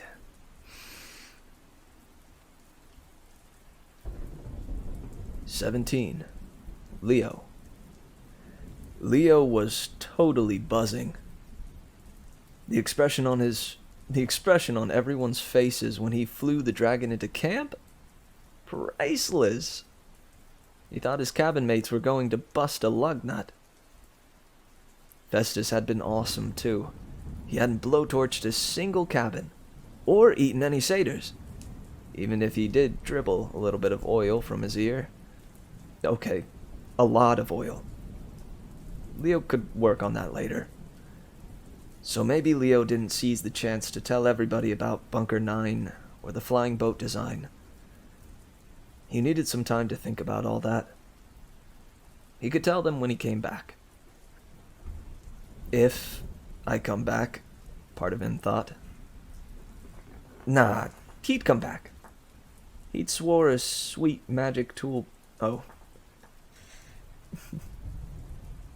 He'd scored a sweet magic tool belt from the bunker, plus a lot of cool supplies now safely stowed in his backpack. Besides, he had a fire-breathing, only slightly leaky dragon on his side. What could go wrong? Well, the control disk could bust. The bad part of him suggested. Festus could eat you. Okay, so the dragon wasn't quite as fixed as Leo might have let on. He'd worked all night attaching those wings, but yet he hadn't found an extra dragon brain anywhere in the bunker. Hey, they were under a time limit. 3 days until the solstice. They had to get going. Besides, Leo had cleaned the disk pretty well. Most of the circuits were still good. It would just have to hold together. His bad side started to think, yeah, but what if... Shut up, me, Leo said aloud. What? Piper asked. Nothing, He said. long night. I think I might be hallucinating. It's cool. Sitting in front, Leo couldn't see their faces, but he assumed from their silence that his friends were not pleased to have a sleepless, hallucinating dragon driver. Just joking. Leo decided it might be good to change the subject. So, what's the plan, bro? You said something about catching wind? Or breaking wind? Or something? As they flew over New England, Jason laid out the game plan. First, find some guy named Boreas, and grill him for information. His name is Boreas? Leo had to ask. What is he? The god of boring? Second, Jason continued. They had to find those Venti that had attacked them at the Grand Canyon. Can we just call them storm spirits? Leo asked. Venti makes them sound like evil espresso drinks. And third, Jason finished. They had to find out who the storm spirits worked for, so they could find Era and free her. So, you want to look for Dylan, the nasty storm spirit dude, on purpose? Leo said. The guy who threw me off the skywalk and sucked Coach Hedge into the clouds? That's about it, Jason said. Well, there may be a wolf involved too, but I think she's friendly. She probably won't eat us, unless we show weakness. Jason told them about his dream. The big nasty mother wolf, and a burned out house with stone spires growing out of the swimming pool. Uh-huh, Leo said. But you don't know where this place is. Nope, Jason admitted. There's also giants, Piper added. The prophecy said the giants' revenge. Hold on, Leo said. Giants? Like, more than one? Why can't it just be one giant who wants revenge? I don't think so, Piper said. I remember in one of the old Greek stories, there was something about an army of giants. Great, Leo muttered. Of course. With our luck, it's an army. So, you know anything else about these giants? Didn't you do a bunch of myth research for that movie with your dad? Your dad's an actor? Jason asked. Leo laughed. I keep forgetting about your amnesia. Forgetting about amnesia? That's funny. But yeah, her dad's Tristan McLean. Sorry. What was he in? It doesn't matter, Piper said quickly. The giants, well, there were lots of giants in Greek mythology. But if I'm thinking of the right ones, They were bad news. Huge, almost impossible to kill. They could throw mountains and stuff. I think they were related to the Titans. They rose from the earth after Kronos lost the war. I mean, the first Titan War, thousands of years ago. And they tried to destroy Olympus. If we're talking about the same giants... Chiron said it was happening again. Jason remembered. The last chapter. That's what he meant. No wonder he didn't want to tell us the details. Leo whistled. So, giants who can throw mountains. Friendly wolves that will eat us if we show weakness. Evil espresso drinks. Gotcha. Maybe this isn't the time to bring up my psycho babysitter? Is that another joke? Piper asked. Leo told them about Tia Claudia, or Kalida, who was really Era, and how she'd appeared to him at camp. He didn't tell them about his fire abilities. That was still a touchy subject. Especially after Nisa had told him fire demigods tended to destroy cities and stuff. Besides, then Leo would have to get into how he'd caused his mom's death, and... No, he wasn't ready to go there. He did manage to tell about the night she died, not mentioning the fire, just saying the machine shop collapsed.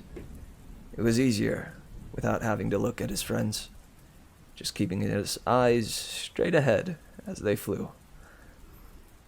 And he told them about the strange woman in earthen robes, who seemed to be asleep, and seemed to know the future. Leo estimated the whole state of Massachusetts passed below them before his friends spoke. That's disturbing, Piper said. About sums it up, Leo agreed. The thing is, everybody says don't trust Era. she hates demigods. And the prophecy said we'd cause death if we unleash her rage. So I'm wondering... Why are we doing this? She chose us, Jason said. All three of us. We're the first of the 7 who have to gather for the great prophecy. This quest is the beginning of something much bigger. Of something much bigger. That didn't make Leo feel any better. But he couldn't argue with Jason's point. It did feel like this war was the start of something huge. He just wished that, if there were 4 more demigods destined to help them, they'd show up quick. Leo didn't want to hog all the terrifying, life-threatening adventures. Besides, Jason continued, helping Era is the only way I can get back my memory. And that dark spire in my dream seemed to be feeding on Era's energy. If that thing unleashes a king of the giants by destroying Era... Not a good trade-off, Piper agreed. At least Era is on our side. Mostly. Losing her would throw the gods into chaos. She's the main one who keeps peace in the family. And a war with the giants could be even more destructive than the Titan War. Jason nodded. Chiron also talked about whose forces...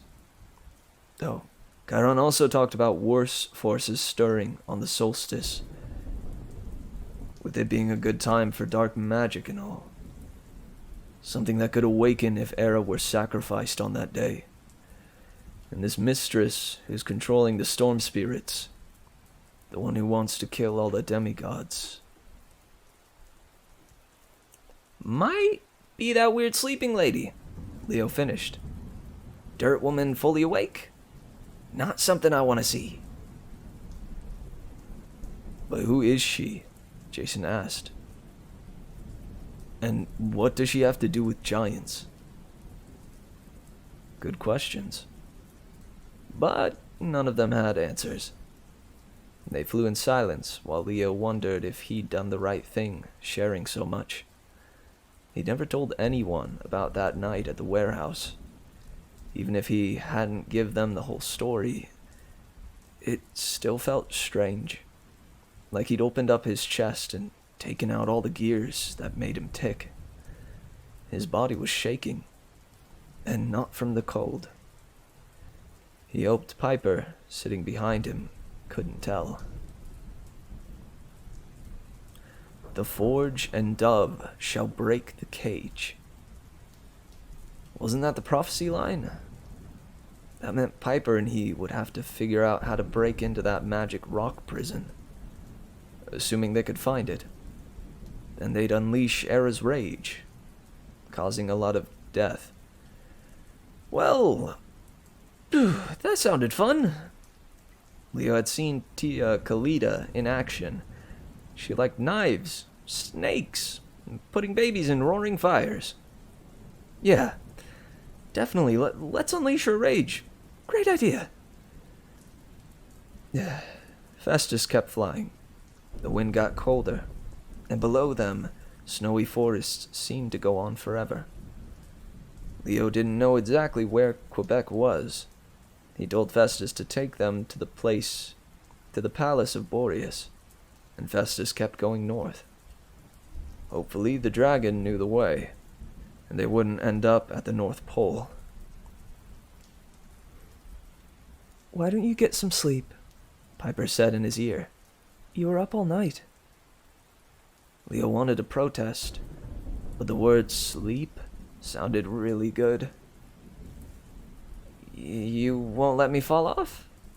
You won't let me fall off? Piper patted his shoulder. Trust me, Valdez. Beautiful people never lie. Right, he muttered. Right, he muttered. He leaned forward against the warm bronze of the dragon's neck and closed his eyes.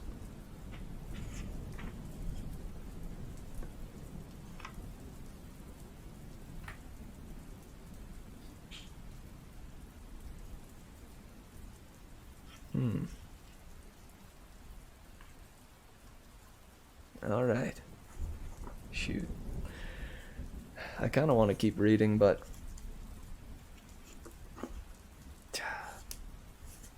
I think we'll call it there. Man.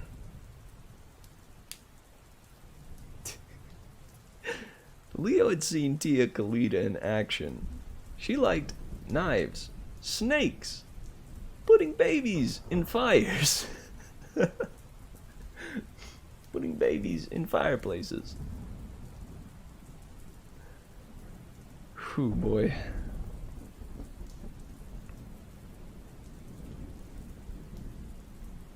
When you put it that way, of course it's a good idea. Are you kidding me? Are you kidding me?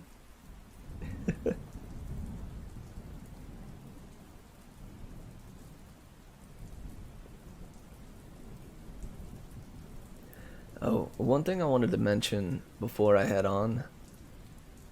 I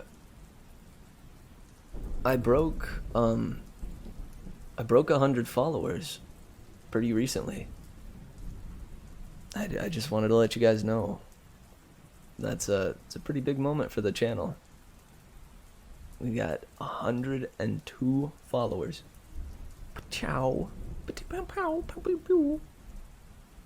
Pretty frickin' sweet. Honestly, I don't know. I couldn't have expected the growth of this channel. You know, just a few short months, and I get 100 people following me and my reading of books and short stories. It's a cool thing. Yeah. Well, snap. I enjoyed these chapters. And I'm glad I got to read an extra one.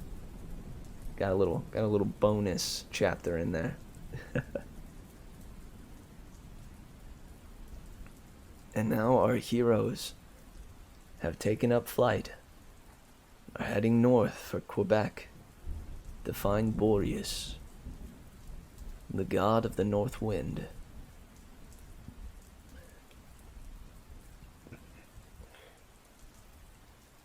And on the ride, they finally put together all of their knowledge, all the things that they know so far, to try to start unraveling this mystery. Adventure. Yeah. Dude, adventure is freaking cool. And can you imagine flying through the night sky on a bronze dragon named Happy? Off to find the god of the north wind to ask about storm spirits. Venti. Venti makes them sound like some kind of Greek latte. Some kind of mythological latte.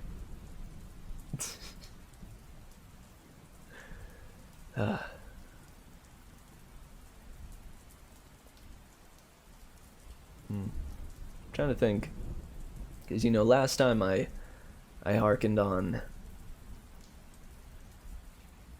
how I felt the thing to take away from last Tuesday's chapters was that bit about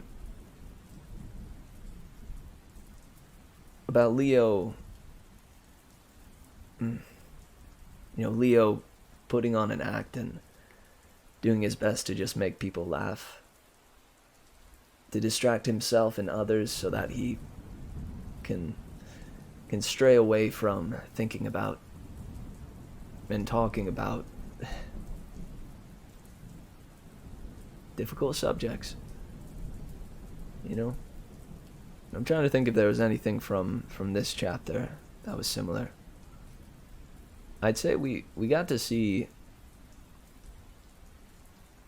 how Piper handled herself, like in Drew's presence. It was pretty good. She didn't flip out nearly as badly as I think she could have. But it said, she's dealt with those types of girls before. I don't know, I think the thing to take away from tonight is don't be a Drew. Do not be like Drew. Be anything but Drew. I think that's what I would take away from it.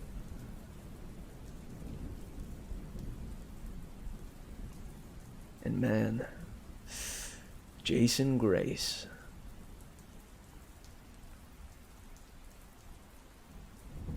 How could they be from the same family, though, and never know about each other?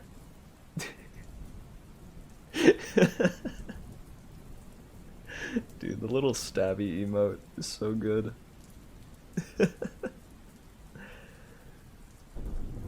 Indeed, we can all despise Drew together. It's gotta be twins. It could be. I'm curious. Also, I wonder how we won't get to see how Annabeth's trip fares. I wonder if we'll get updates about that throughout the story.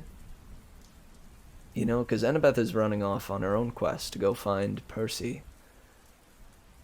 I think there was a short bit, not in these chapters, but the ones before, about how Jason was like, well, hey, maybe we'll bump into each other.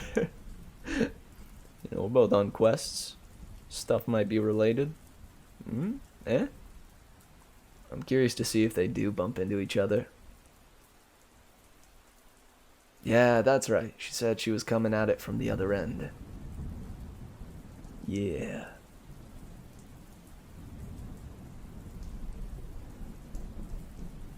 Interesting.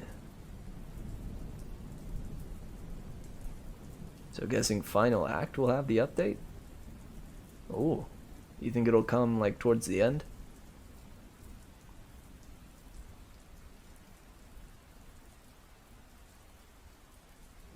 Hmm.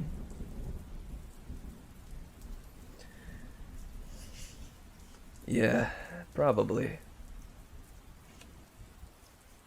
Also, guys, to give you an idea, this bit here is what we've read so far.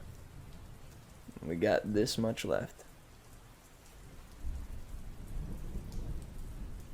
Yeah, I'd say we're a third of the way through the book.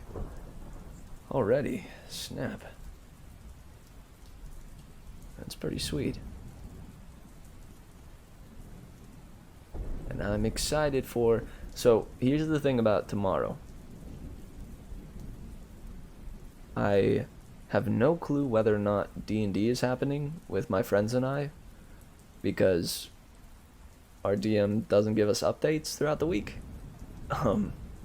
He instead just kind of lets us know what the dealio is on the day of, which is something I've just grown to accept. So I'm thinking if there is D&D, I may need to cancel tomorrow's stream. Because I'm covering for a fellow worker over at my gymnasium. So I'll have classes to coach, and I got that interview at 11. So I might be able to do like a short reading in the middle of like in between interview and covering for the for the classes, but it would spell for quite the packed day. So I'm tentatively saying that is what I want to do. And then if I don't get to do it in between, then it'll depend on whether or not there's D&D. Because if D&D gets canceled yet again, then of course I'll be here for the bedtime stories. But if D&D is happening, I'll try to do it in between. So be on the lookout for an update tomorrow. Sorry it's so up in the air, but I hope to see you there regardless. And if we don't get to read The Lost Hero tomorrow, I think I may take the first half of Friday's stream to read some Lost Hero, since it fits in the fantasy theme, before we switch over to the short stories. Alright, cool beans? Cool beans. Alright. So, yeah. I guess hit me with that outro theme, baby.